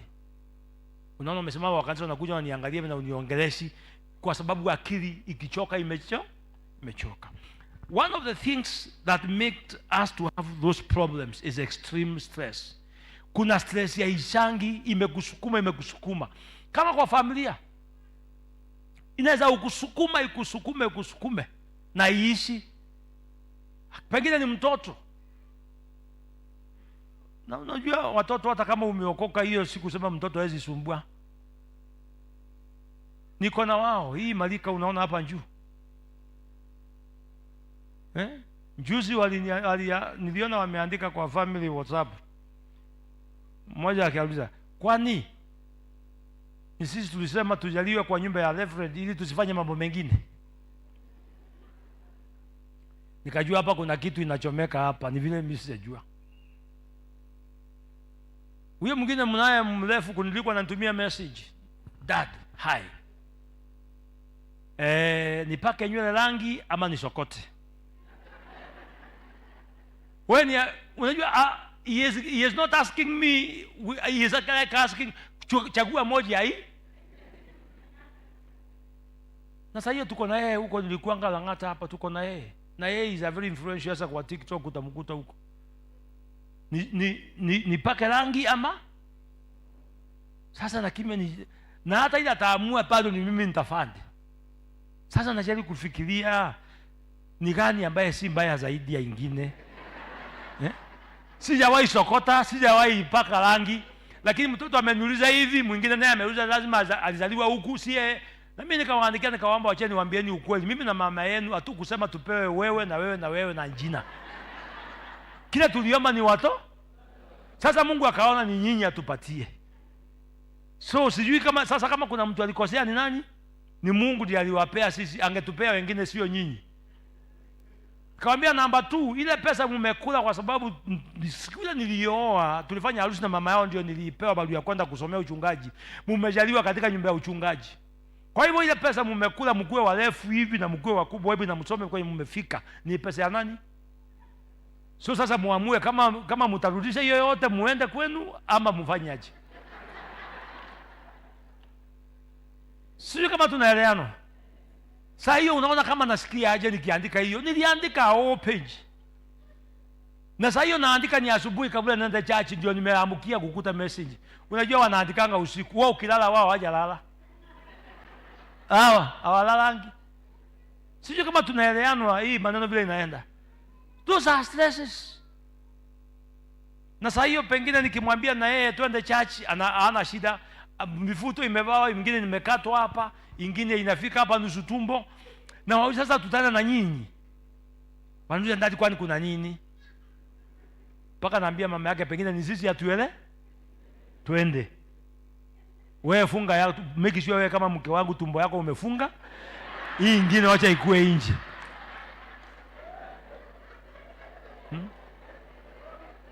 Hapo ndio tuko. Sio kama tunaelewana. So wanakaa hivyo tunaenda church. The funny thing, na vizuri ile youth mjue. Walipoenda kule kwa ile church walienda the next week, hiyo Sunday nyingine, almost all boys walikuwa wamechokota nywele. Sasa mimi na wazee tunazana nini na happen, sitaki kuongea because I know the problem where it came from. Because it's influential with them. Sasa tuwafukuze. Tuwanyoe. Sasa ni kwanza kuongea na wao pole pole. Mmoja anapaka rangi, unatoa 100 tu iende ipoe, ipakwe.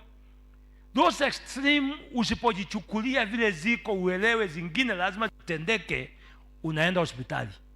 Sio kama tunaelewana. Zingine umeomba ikai kama Mungu anasikia hii. Watoto wangu wako wanaenda hata mmoja church, nikaya kadogo tu, maana kanapenda dancing, hako ndio kanaenda kudance.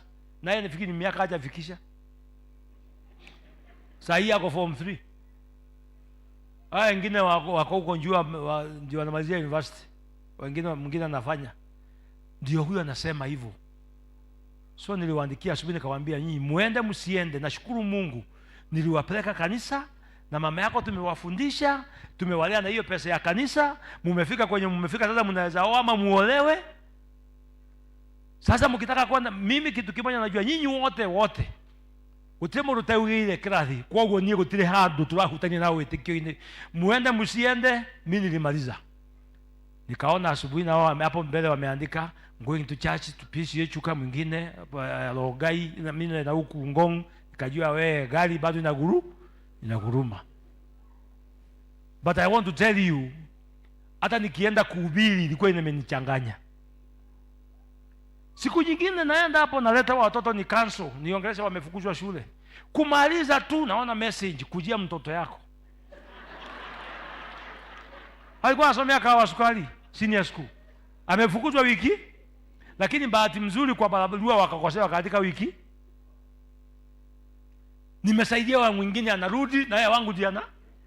Sasa wangu nitapea nani na mimi? Sijui kama tunaelewana. Tumaneno hapa, tumaibu ndogo zinakuweka pressure mpaka unaanza ukunywa za pressure ili ishuke. Sasa hiyo ni mtoto tunaongea, waacha mzee na yeye akujie hapo. Wengine ni wale wanapitia wanakiroro na kabla wakuje. Wamama na nyinyi mlienda ngurupu, mlisahau kurudi mapema. Tunachokolana. Unaona hiyo tunaletana njuu. Wengine ni wazee wa kanisa, ama mnafikiri sisi huku pande hii hatupatangi maneno? Ha? Ukikuja polepole ukae kando ya mlango hapo na usiongee, utayasikia. Maana nyumbani mimi si tangu Reverend. Bibi yangu ananiita bwana yake. Watoto wananiita nani? Ndadi. Bila mnaongeanga kwenu ukiwa ndadi na ukiwa my wife na my husband, ndipo tunaongea. Wakati pesa imekosa, bila mnaendanga ndipo tunaenda. Sijui kama tunaelewana. Na hata hii wazee kwanza afadhali nyinyi. Sisi mtipoleta sisi tunasokolana huku kwa chama. Tukifika presbytery tunaambiwa tokeni nje mkatafute pesa. Tunaenda kutafuta wapi? Na nyinyi wote hakuna mtu ako chachi hapa, mlienda nyumbani. So haya maneno serikali nayo ndio hii imetufuata. Unaenda hospitali ati wewe haujavuka. Hii ugonjwa yako haitaki hospitali, nataka urudi level sijui 1, sijui uende wapi. Ukienda level hiyo ndawa ziko chemist na ilipi chemist. Sio kama tunaelewana. Mara kiwanja ndege inauzwa. Watoto university wako hapa hawapewi pesa ya kutosha ya kwenda shule. Sijui kama tunashikana hapa. Anaenda pesa ati au kulipa yote, na wewe unang'ang'ana hauna hata kitu ya kuuza huku. Afadhali nyumbani kuna mbuzi, huku kuna mbuzi ya kuuza. Anaweza uuze meza na kiti na TV. So hii mambo yote na ni kwa kichwa. So ndio utaona mtu barabarani anaongea atatupa mikono hivi, kuna mtu anaongelesha na hana simu, hana kitu kwa masikio, ati ni YouTube inaitwa aje? Hiyo tubikiwa masikio, sio hiyo ati amevaa. Kumbe kuna mtu anaongelesha, saa hiyo anaongelesha mpaka Ruto. Kuna mwingine anaongelesha mpaka Reverend na ni kwa barabara na si kwa kanisa. Mwingine anaongelesha mpaka babu yao aliyekufa, yeye ndio mtuletea hii masaibu yo. Maana uliuza samba. So, tukikutana hizo, those extreme stresses zinatuletea shida ya akili. Number 2 ni vifo. We have so many deaths. Sister hii imetangazwa moja hapa. Ni vifo, hakuna kifo ambaye ni tamu. Anaweza kama ni ya mwizi kijijini amekufa tunafurahia huyo. All losses are cause of health issues in our minds. Zingine ni frustrations za maisha. Mulienda pahali, mumeshikana kama business, mmoja ameiba mwingine. Ameruka nayo. Pengine hapa tumependana hapa vijana tumependana, ukijua mwingine amekupokonya ameenda naye. Na ulikuwa unafikiri utasurvive, imeenda. Yaani maisha ni kama it's very unfair. When you think frustrations are there, unajaribu hii ikusaidie haikusaidii. Ladies, you understand this better than me. Unameza kandawa ili ukue usikae rangi kama kama hii yangu ya mtangaje. Ukule mtanga hii aje. Chocolate. Unakuwa rangi nyingine. Kinakuchapa kinakuwa mbaya. Wengine badala ya ukue mkubwa chini unakuwa mkubwa juu. Inakupea stress nyingine inakuwa. Nimezika mtu namna hiyo. See, you know all those things happen. Wazee tunaenda kufanya ndilu huko ili tujue tu mkauru. Unaenda unagongwa. Ukikuja waambii mama ni nini mbaya, namwambia hapana, haiwezi enda hivyo nini? Au ongei. So kila mtu akotaka kitu kana muandama pahali. Ama sivyo? Kana kuandama pahali. Frustrations. Mifuko haina kitu, pesa zimepotea. Kwingine ni rejection. Umeandikia mtu kama message hai arudishi. Umejaribu kuambia mtu mambo ya upendo vijana hapo ana shughuli na wewe. Wengine mpaka unaamua ujiue. Wacha naye kwani ni yeye pekee. Kuna wakati kijana yangu alikuwa anataka atasikia kama kucommit suicide. Sana mwambia si ukuja nikwambie mimi na mama yako ile safari tumetembea. Hata tulikosana mwaka mzima na tuko. Kabla tuone. Sasa hii mtu akwambia nipe miezi miwili nifikirie, ni kitu ya kukufa. But you know the problem, ndio naenda kumwambia kwa nini. Ingine inatusumbua ni kutumia vitu mbaya. Dawa hizi tunatumia, substance abuse. Siku hizi hakuna mtu akuli. Bangi tunazikula sisi wote, zingine zinawekwa kwa gubu. Nimeona familia moja watoto wanawekea madhe waone bila tambievu. Wanamwekea na wanamfanya mambo mengine mbaya, huwezi fikiria, mpaka mama anajikuta ana mimba lakini hajui akifanya hiyo kitu. Ati waone bila ta, na wanachukua video waone bila na behave. As you try new those things, they really bother you. Tumekula mpaka miraa tunaikula huku, sijui mnaitangaje hapa. Mogo kama mnaitaje, iko na jina huku. Tebebe, wanaenda base, naitangwa wanaenda base. Na sio air base. All those things, they affect you because when you eat those things or you drink or you smoke, they affect your cognitive. Bila unafikirianga na mawazo yako inakuaffect. Unaanza kuwa kitu kingine tofauti. Ndio unaona watu wanaanza kuogopa maji, uchafu imezidi. Ukikula bangi kitu ya kwanza inakufanya unaogopa maji. Ukiona maji kwa kalaya unaona kama ni ocean. Hauwezi kugusa, inakuharibu. Na by the way, bangi inaanzanga kama kitu tamu na kitu kizuri, inakupeleka poa sana. Ukianzanga hivi unasikia wewe kama maisha kanaenda vizuri, lakini vile kanaenda vizuri kanaenda ukugonga. Na miraa pia inafanya hivyo. And especially the young ones, let me tell you, please, those things inakuharibu kwingi, hata akili peke yake, hata mwili yako mwenyewe inakuharibia. Na mimi siaribii mtu biashara, lakini afadhali nikwambie ukweli. A research ndani 1998 kule Bere is there, it's documented. Vile inaharibu wanaume na wanawake wale wanakulanga hizo vitu. Na mimi nimesema siaribii mtu biashara, mtu afanye biashara yake. Lakini ukila ujue unajiletea madhara yako. Kwanza jiulize, hii kitu ina suspend usingizi. Una suspend usingizi ukifanya kazi gani, kwani wewe ni watchman? Cha kwanza inaharibu, wacha let me say this, hata kama tunaongea akili, wacha tuongee nyingine imekuja. If you a man know this, wewe kula. Lakini kitu ya kwanza inafanya kwa tumbo yako. Hiyo kitu kikauka hata kwenda choo ni ngumu. Inaku affect. And that's where we have those hemorrhoids coming in. Because you struggle to push those stones out. Ya pili, na ndio unaona watu wamelaa wapendangi kula chakula ngumu. Sana sana wanakunywa kahawa, anaweza kula biskuiti na peremende, lakini mahindi hawezi kutaka, maana atatoa, anajua kutoa ni vita. Maana iende kukaa kwa mwili. Na kama uamini enda ukule, utaniita. Unajua kuna vitu vingine isikae kama ni science ya mbali ya university, si ununue pale ukule, utaniita. Utakuwa tembea na mafuta ya Vaseline, unashindwa kwani unaenda kujipakia mafuta kwa choo. Si angalia, tuambiane ukweli tu. Ya pili, ile njia ya uzazi ya mwanaume, ile inatoa mbegu kwenye hiyo ya mkojo, that lining inakuliwa yote, inakuwa kama kidonda. So when you're having sex, it will end up being painful. So when everybody is enjoying, you hapa wewe ni shida, unatorokea. Number 2, it dilutes the sperm sites. Ile maji ambayo inabeba mbegu ya mwanaume iwanga imeshikana, inakuwa dilute. Hata ukisimama hivi inatoka tu, unajisikia nguo umeharibu, unashindwa kwani kunaenda aje. So inabidi huko nao ukae masaa na wewe. And you can imagine sasa chairman to hiyo tabia. Unaona unaenda hivi kuumbe ni kumeharibika.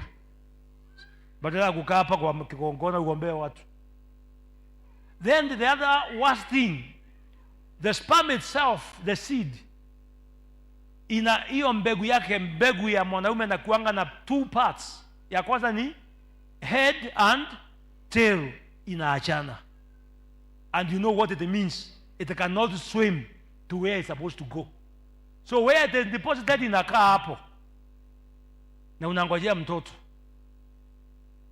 Na kama ikai hapo, the only thing is now then gravity will pull it down, because that is the easiest thing to do. I don't know kama tunaelewana hizi vitu. So there are so many other things that happen. Bangi inaharibu mpaka nguvu za macho za kuona mbali huko unaona. Ndio unaona inabidi bila unaendelea kuikunywa na kuaffect, unabidi push macho kama unataka kupush ione zaidi. Look at them. I don't know that you have asked why they look that way.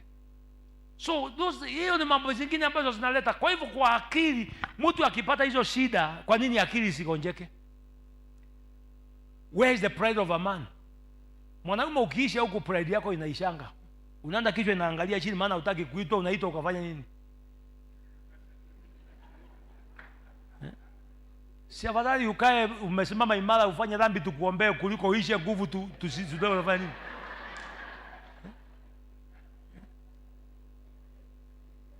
And you know what it is, eh? Now for ladies it is even worse. It interferes with your cycle. It dilutes and it becomes irregular. That means anytime, anywhere, it can happen. There is lane. So unakaanga tu masaa kutoka Monday mpaka Monday, January to February. Wewe hauna wakati wa kupumzika.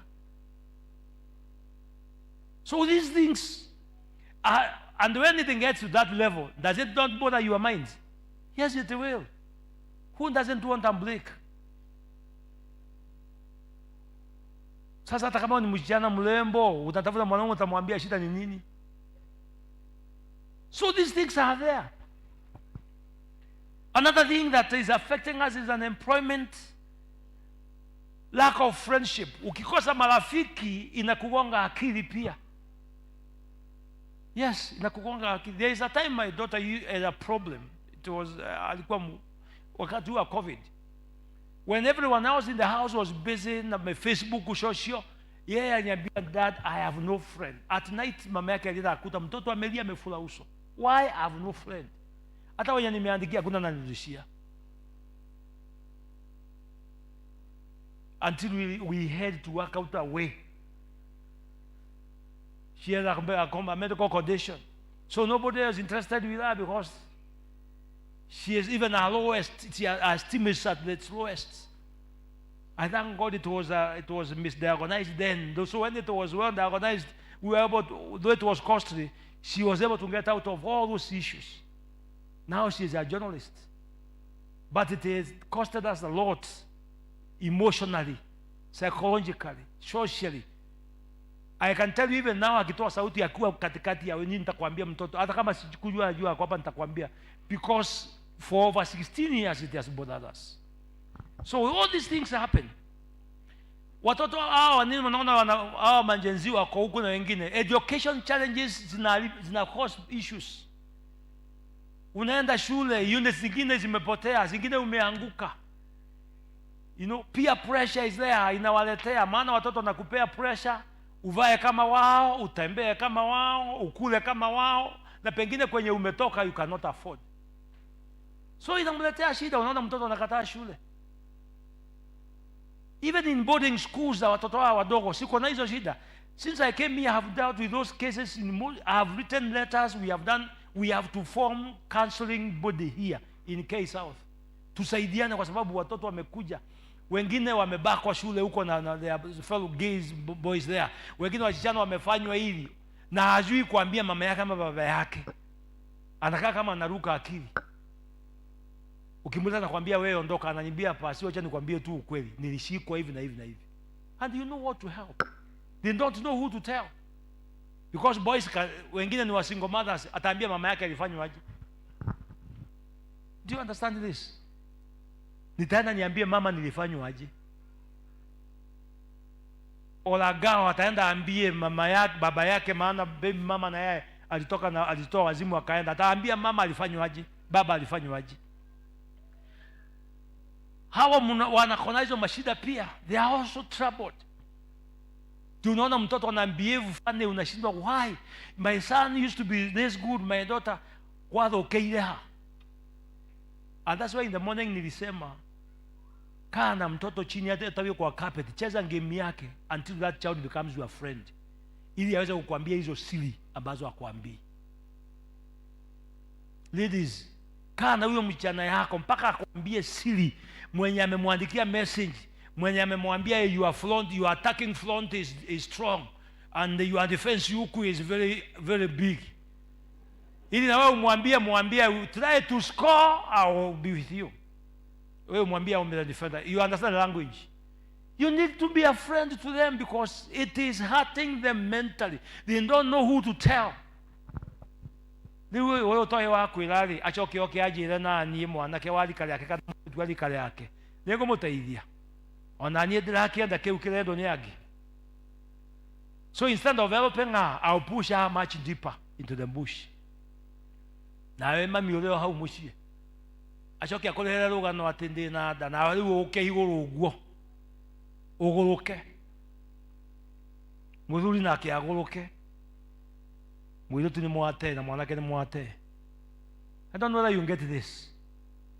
It's a high time we need to realize the mental challenges, the mental health is so crucial, and we are all part of it.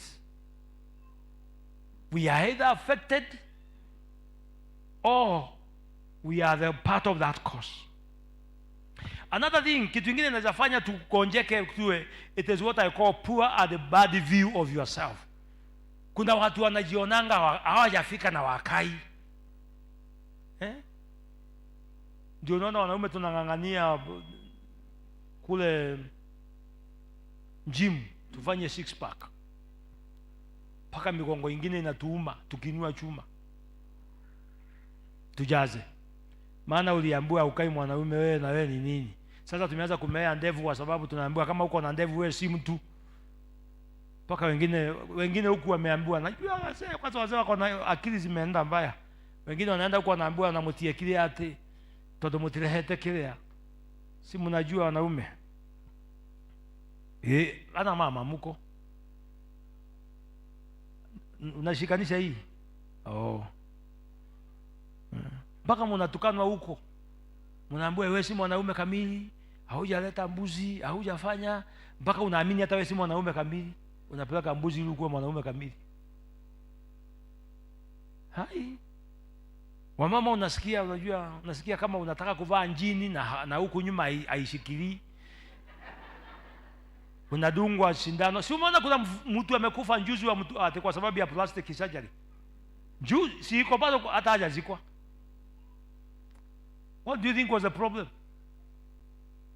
Kuna pahali akili kalimwambia ukai poa. Kama Michael Jackson, hii pua yako ikai mzungu ikatwe ifinyafinywe. Sasa mnafinyafinywa, mnafanywa. Unaona mtu anatembea kumbe ni plastic inatembea, mtu hayuko, mtu alitolewa. Akili na kusukuma mpaka unafanywa believe you are not good enough. Because hauko 6 pack, angatumbe yako ni kubwa, vuta ndani ili ikae. Enda uongezea na huku ili utokee, alafu ukitokea ukitokea tutakuuza kwa soko.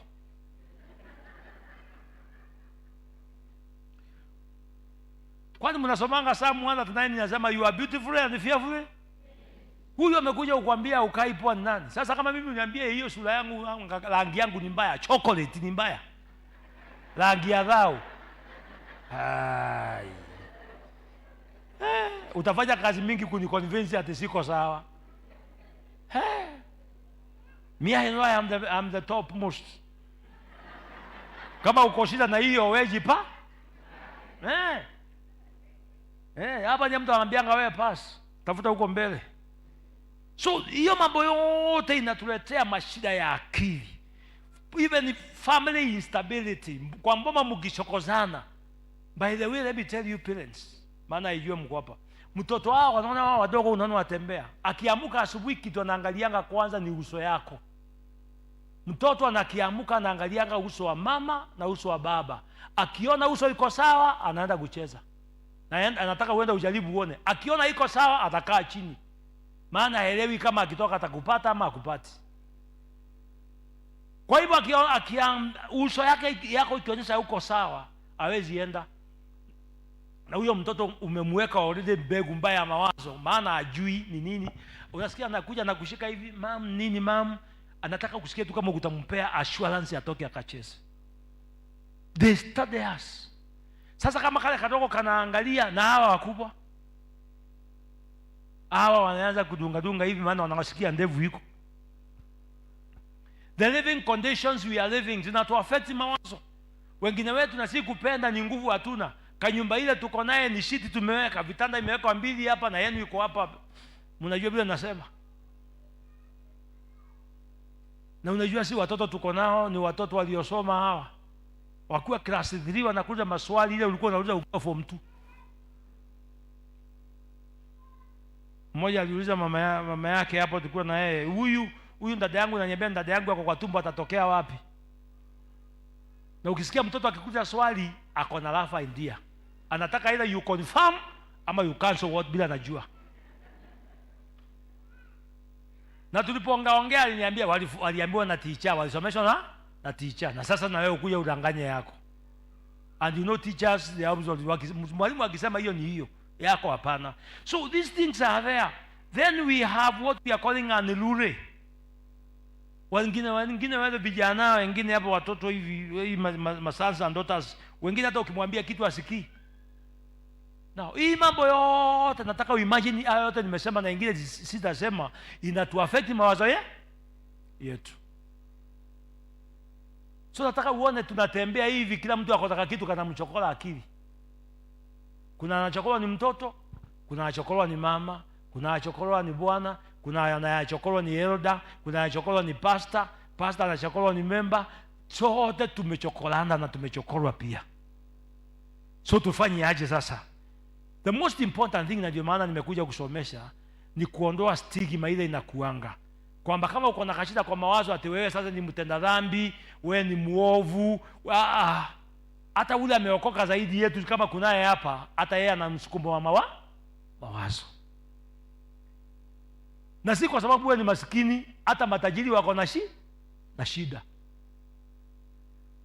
Hata usemanga maskini saa nyingine uanga na bahati, maana hata waokopangi wakola. Maana ukilala au unalala, maskini tajiri akilala sikio ikiwa nje, wewe yako iko kwa kitanda yote. Lakini niwaambieni hivi, haya mambo yote yanatuharibu. Na ukitaka kujua uko na kashida kwa mawazo, kwanza ni pale unasikianga ukiwa sad. Unasikia tu kama mtu unaomboleza. Unasikia tu ni kama mtu na kitu mbaya na ujui. Fear. Mawazo yako unakuwa na uoga mwingi. Ama ingine you feel down tu, okaigua kwa ogwo duremo kenu duremo lakaru duramenya niki watadure na mood. Kuna wengine hapa tunaambiananga hivyo, mood inaharibikanga tu from nowhere. Mlikuwa pale mnaimba kinaharibika tu once pa. Na wanaume ndio nasemanga ndio they are the most affected. My friend alituambia, is it every 5 watano ambao mmoja wao ako na shida? Ndipo tumeambiwa hapa. Na kwa teenagers tunaambiwa 1 out of every 7 ako na shida ya mawazo, imekuja kwa ajili hiyo, kwa sababu ya kusumbuka. Wanaume nasemanga ndio wamefinywa zaidi, na wamefinyika na maneno, kwa sababu wamama wanajua kujieleza. Kile kinanifuzanga ya mama, hata kama hakujui, akiamua kukufungulia moyo, anakufungulia roho yote. Na akwambia ati umsaidie, anakuambia hapa na kutuka haya karo gwiraga, anaenda. Ukienda pahali kama saa hii huku na huku, ile harusi na nini, unakuta mama huko wanaimba. Nilikuwa naambia wanaume hapa asubuhi, wanaume sisi tunaachiwa mbagi tuchunge. Tukienda kwa party, kwa wedding, sisi ndio tunaachiwa mbagi hapo tuangalie isiibwe, na simu wamama wanaenda kuimba. Munaimba, munafilili, munaenda munarudi. Twaingira gari ne muingira kwa mushongete. Na ile tutigwa totara ile tia gari. Twakinya mushino ogwo shogaga ihenya, twatigwa tukitaraga. Itawa meteleo. Mtoto wao kitaraga. You can imagine why. And because men, culturally, we are not taught how to express ourselves. Tutithomithetio kwiaria. Tiganire turethomiria ati mundu wa Ngai ni kwiaria. Riu ara matari ya Ngai matiaragia. Na gogo. So ladies, they know how to say it. Hata kwa matatu anakuta mwanamke mwingine wanaanzana hapo na wajuani. Wanaambiana yote mpaka vile mzee umefanya. Na mmoja anatokea hapa Outerling, mwingine anaenda Njogoo huko mwisho, na wameambiana na roho yake imefunguka. Siku hiyo atakuwa amefurahi, akikunywa chai kwa ofisi ako sawa. Na mudurume anunete tugealia. It's very bad anyway. So men, we need to learn how to express ourselves. Na kulia si dhambi. Tuliambiwa kulia ni mbaya. Hai. Mimi ikikuja wacha iende. Hii mambo ya kumeza nimekataa. Express your emotions. Ukifurahi furahi.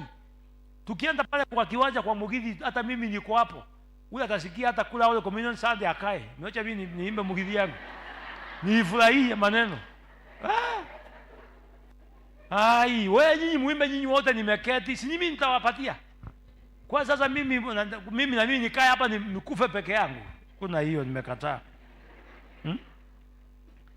So lazima we need to do some of these things. Na tueleane bila tutakaa. One of the things we need to do as we share all these things. Yangu muhimu ni kusema ukiona mtu akona kashida kama ya akili, don't judge that person. Mambo ni mengi. Pengine hata kile kinamsumbua ni uzuri anaotaka kufanya, si shida yako nazo. Kwa hivyo ni vizuri tuanze kufikiria. Jambo la kwanza, na watu withdraw from others. So what do we do then?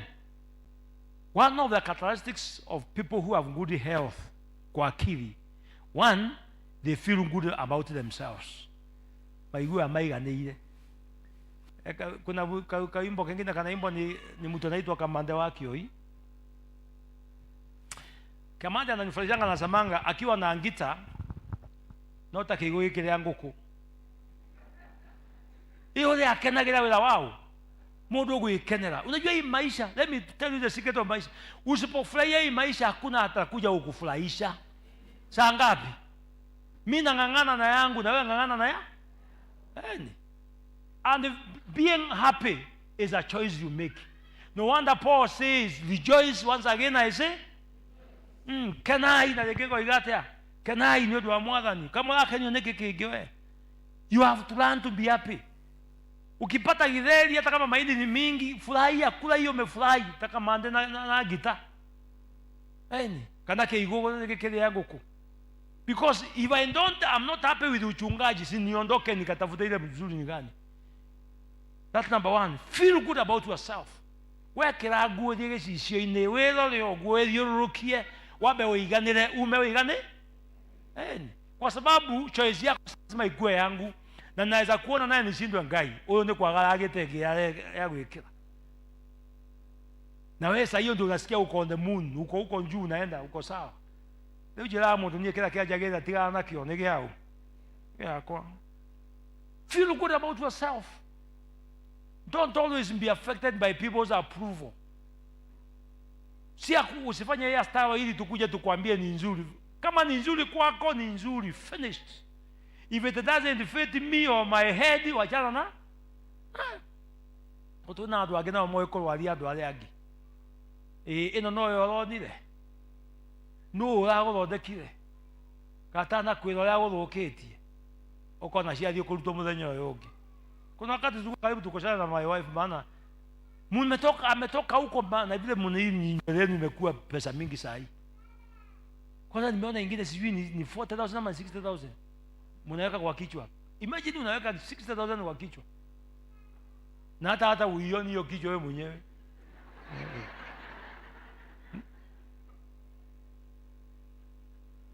Wewe. Unajua sasa shida zingine ladies unajua unakuja yani you mean auoni vile niko. Kama naona ama sioni furahia vile huko. Maana pengine macho yangu hayaonangi ikifika hapo. Inaonanga kwingine. You know, it's good you be comfortable feel comfortable in presence of others. One of the most important things in life. One of the most important things in life. And this is very important for each one of us. Do what makes you feel better.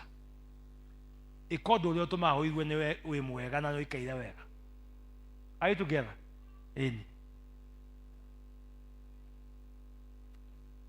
So feel comfortable. Sometimes you enjoy jokes here and there. The other thing I need to say is, ukitaka kukaa vizuri, kuwa na connections na watu ambao hata wao ni wazuri. Ikara na andũ marahatũma igua ngoro yaku wega. Tia wikara na andũ othe ũrĩa thĩ ciothe mona goro taota goro tekaga. Ikarania na andũ mahatũma nao kaigua na niĩ ndĩ mũndũ.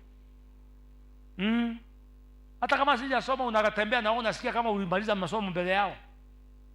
Hata kama una kanyumba kazuri kama wao unasikia uko sawa, because they make you feel you are someone. Tia wikana modo every time ni mtu anakufanya wewe ni mjinga. Hata kama ni shule, hata kama ushikanisi zote, kana mtu anakufanya usikie at least you are there.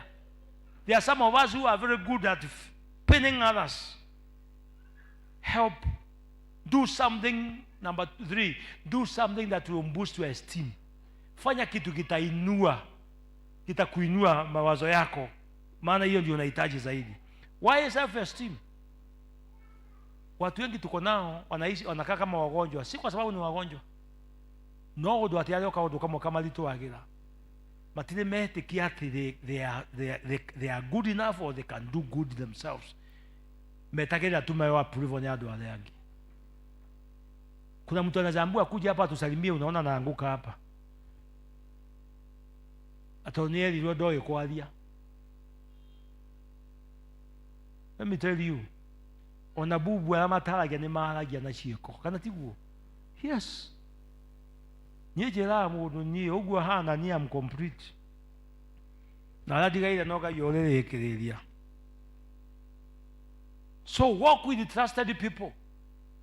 Make sure that things are working in your family. Listen without judgment. Sikiza mtu bila kumhukumu. And please, na mtu akikwambia mashida yake tafadhali aja kutuma kuongea. Confidentiality is very important. Todo ingioka gura natoshia kwa modo ucio uthi wanirire ni rucio mandiga kwira. No da kwira niguo uhoere, no age undu ungi wa gwika. So these things are very important for us. And so when we talk about these things, we say them and we do them ili tuweze kusaidiana katika maisha, kwa sababu tusipofanya hivi tutakuwa na shida za maisha. So when we are going through these problems, remember God cares. Bwana asifiwe. God does what? God cares. I'm almost doing this. I'm about to tell you the peace of God that surpasses understanding. They don't mean it really. Even when things are not adding up,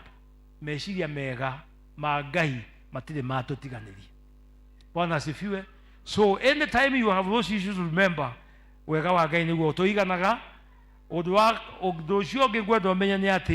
is good for you to renew your mind. That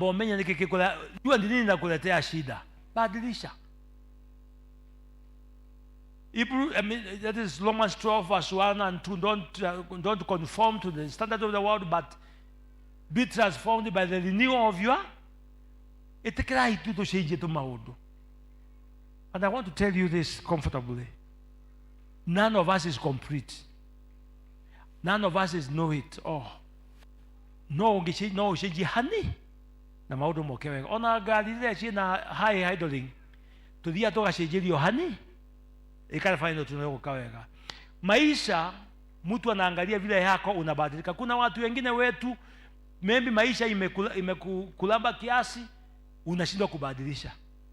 Pengine ulikuwa na gari, maisha yamekuwa ngumu kidogo, umeuza, umeshindwa kubadilisha class. Let me tell you, kama vile tunabadilishanga tukipanda, hata ukishuka badilisha. Hata gari kuna wakati wangea kutoa na kuongeza. Let's be able to do that. Kama maisha imekuwa ngumu saa hii, kubadilisha, badala uende ukiomba kila pahali na kukopa kila pahali. Si uende kwa pahali una manage. alafu utamanie Mungu kesho yake akuinue tena kupeleke mbele pale ulikuwa. Are we together? Learn how to do this. Finally. Na hii ni finally ya ukweli. Number 1, be easy on yourself. Tafadhali. Be easy on your. Wacha kujisukuma mpaka ugonjeke, mpaka ukose usingizi. Maana kuna pahali ya hujafika. Unaweza fika hapo na ukatae ukula kile kiko hapo. Jisukume ile unawe. Wacha ukimbizana na magari ile uwezani. Na watu ambao wanakimbia ukuliko. Tembea na wale ambao mnawezana.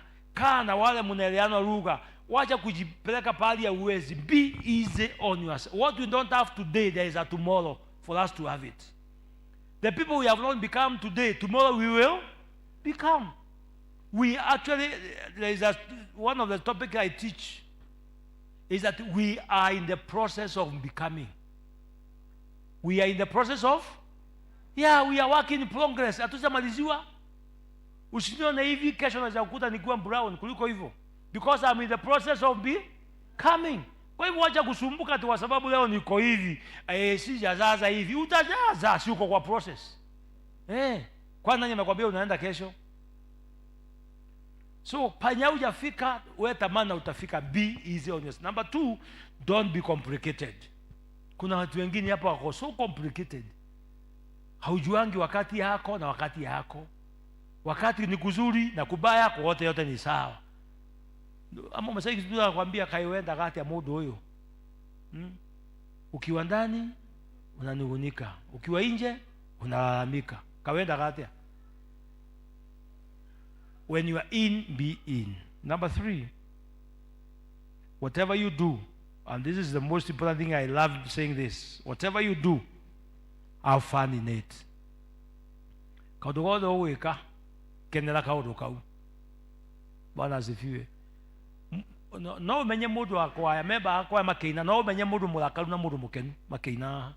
Todo na wala laskatu yera ati nekukwira ocio madale kuo. Aya. Kana tiguo. Ona worship team makelo kaluka no menya ka mudu mulakaru na mudu mukenu. Mudu wa imo microphone yokumenya. Uri araruga ukona iyo energy ni bara. Wala mutuka teliwenya wakati siko na mudu taju. Let me tell you. No iyo mulainire todo ni etinie. Kaluboka ukaraga nyamono ne karanjaka. Kahana gospel, not gospel. Aya mi amekonyina ye ni monyiririe. Eni. Oyo motolele. Doenda my pressure.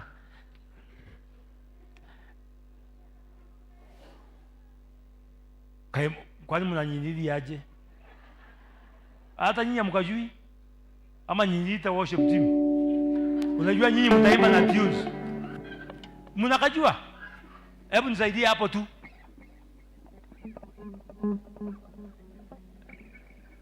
Mtu yangita kama inakushinda ulete, ninachezanga hiyo.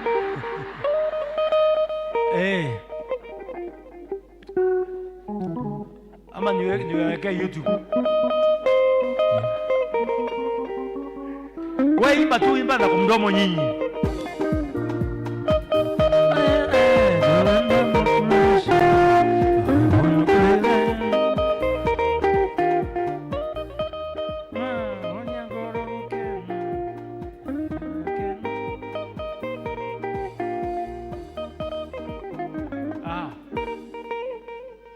Oyo motorele durada ke?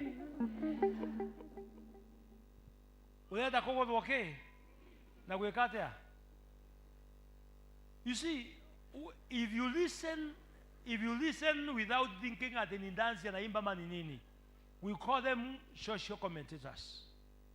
Bila maisha imetupeleka saa hii, noginya wewe utako megoza free.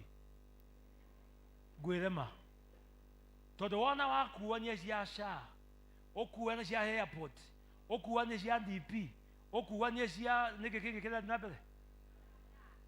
Esha nigekege na help italoneka na grade 9 ila itali njake nike kenge kali na mbere si yoyote ũngĩaga gwĩkĩra ngoro yaku free ndũrĩkia tondũ ithuĩ ũrĩa tũnaguo no gũtenga tunatenga si ndio rĩu no nginya wĩrute gwĩkĩra free my bro ũgethe wĩ free nĩguo wona mũndũ waku mũciĩ wa muona ũguo ũgatiga kuona mathĩna mana harĩa tuma ũgatiga gũthĩnio nĩ maũndũ ma kĩndĩ kĩna gacagua wanjie wone mũndũ waku ndiũ kana tũramenya ũguo. Because if you don't learn how to let things go, let me tell you, we have very short time to live. Niwe yomutulire niguo araina haria wonie ngoro gukena na wonie ngoro gukena oyurie ki ona kumete oguo kumete raici kumete raici wekera oguo wikirite wakinya bara mundu akarigwa atiriri ka economy no yo tarameigua tondu riri umejipea wewe mwenyewe umejimotivate from home. Whether ulikula mchele ya white na sukuma ama spinach hata kama iko na acid, alafu unatafuta loni melody nayo unakula acid na hii okay hinya wewe melago uko nonga kwa mundu ukomea nikiurite alafu no liwe kala kola kala dire tutinalia na nyama ona matumbe tutirega na ke tutirega no ona gukona irare kia riu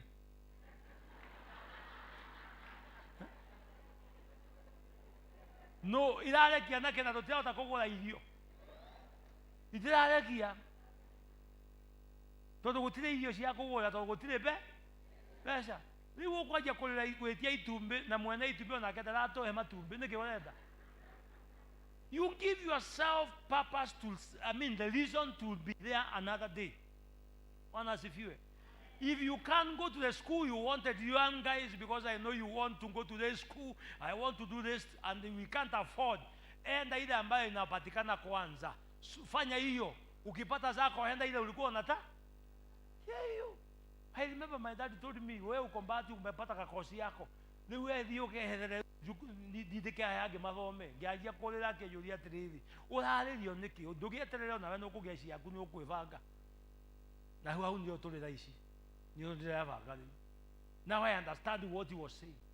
What I'm saying is, please relax in this life. The Lord don't give it that, just relax. There is a better tomorrow coming. Na inataka hiyo tomorrow ikute ukiwa na akilisa tondu ria akora mugurukire ikareo leo hau ja wikaire bara na ithu twe nyumba tukiriaga indo waga kumenyera giki tachapa na utaelewa nini naendelea kuweraga gutwarwo ni ungi ugatwarwo tondu nawe no ateirera ini tene riu ukakahora na wono kwagera ni undu wa mwathani. Bwana asifiwe. So please, for our mental things, one thing you need to do a lot of practice for mental wellness. Do practice, exercise. To hadu all the adiona do dia ko do na gari na to all the adia na gari. Tiga gari one of these days walk. Actually, doctors are telling us now, can we walk barefoot? Walking in your batigada slippers, because it is therapeutic. Are we together? Number 2, sleep well. Like vijana walali. Ukitaka kuona nda TikTok saa 8 ndio wako busy. Wala maigila breakfast ya huma ameli ya isapa todo metro mudanya. Sleep enough sleep tafadhali. Ladies, I know you have a problem. Todo na kwa eko. Ati ndoge toginyo do komra betie ido shiele sikine. Kitu kumweka. Daida no shot kwa la bia ido. Do kila ka ilale sikine na wala leta daine. Odio la leta ukome. Sisi lala kwa siki na wala kwa kitanda. Si asubuhi utakuwa. No ginya ido da bio tuko. Ile mwa tulana gena ni hau. Wena wela wage yoko kerutana o na no ehire me hau ndi. Oni agora goke? Ukana. Ido ka sikale hau ni to age da bia ro sino na ko ni ke ro da bia nta ro da bia. Tuache hii maneno mingi ya kujisukuma. Have enough sleep, enough rest. Okay, when your mind is relaxed, you think smart, you think better, and you act better. Are we together? Yes. Treat yourself well. Hali ya maundu mokera wega ri ukaria wega. Siaga okera mundu no amenyo na waira turarita wega reke mundu turute wega ungi. That's what you need to do, because if you don't treat yourself well, nobody will treat you well. That's the thing. Hey, agamala ni mathire muno. Rugama ituhoe.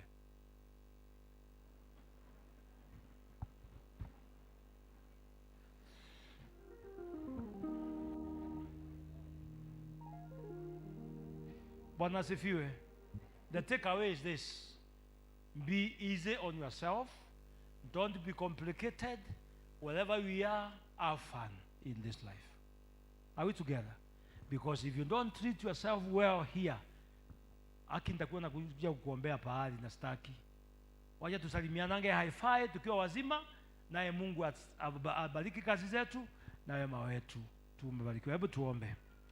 Baba mtakatifu, tunashukuru kwa vile umetupea fursa mzuri, fursa ambayo ya kusoma na kuambiana kweli. Msukumo wa maisha uko ni mwingi, lakini bado tuna jukumu la kujitunza kiafya.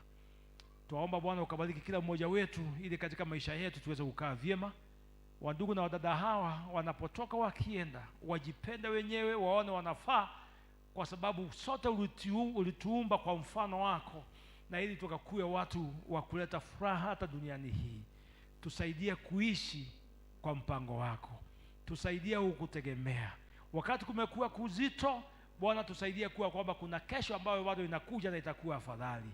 Pale tumekosea katika maisha haya, tusamehe Baba mtakatifu. Itekera wega wako tuiganaga na tha ciaku Ngai tureithagie. Kula tulemereirwo Mwathani tuohe no turathime. Kula Mwathani tweka wega irathimo ciaku irokaga.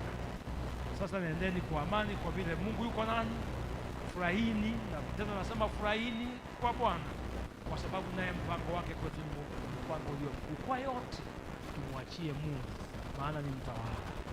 Sasa endeleeni kwa amani. Amani ya Bwana ipitapo uwepo wote iwe nanyi, ili mzidi kumjua Mungu hata naye Yesu Kristo aliye Bwana wetu. Nazo baraka za Mungu Baba, Mungu Mwana, Mungu Roho Mtakatifu ziwe nanyi na zidumu nanyi kutoka sasa na hata milele. Amen. Thank you so much.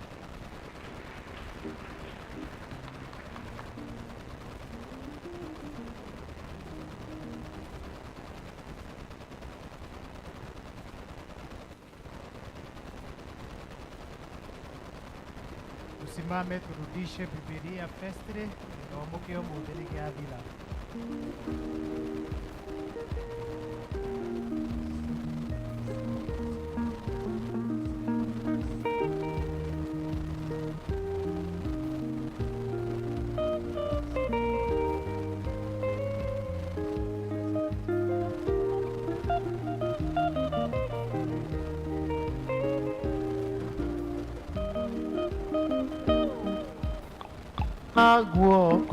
Peterson, kidogo tu, usisahau ya kwamba Service. This Sunday at P.C.E.A. Society Church, PCMF Sunday, hosted by yours truly, Parish Minister Reverend Albert Gikonyo, LCC Chair Elder Patrick Karanja, and the P.C.E.A. Society Church Fraternity. We worship.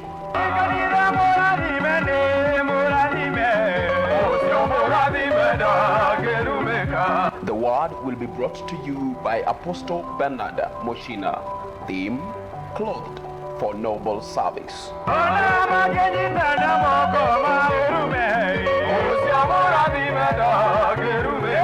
P.C.E.A. Society Church, Oasis of Love. itakuwa namna hiyo sasa. Kwa hivyo kesho mjengo wetu inaanza. Chia wetu wa shule na bodi yako, Mungu atujalie saa 1:30, na wale wengine wote development, mjengo, mchungaji wetu atakuwa hapa saa 1:30, mjengo unaanza class. Tena memorial service ya Maito Itoa Kanyina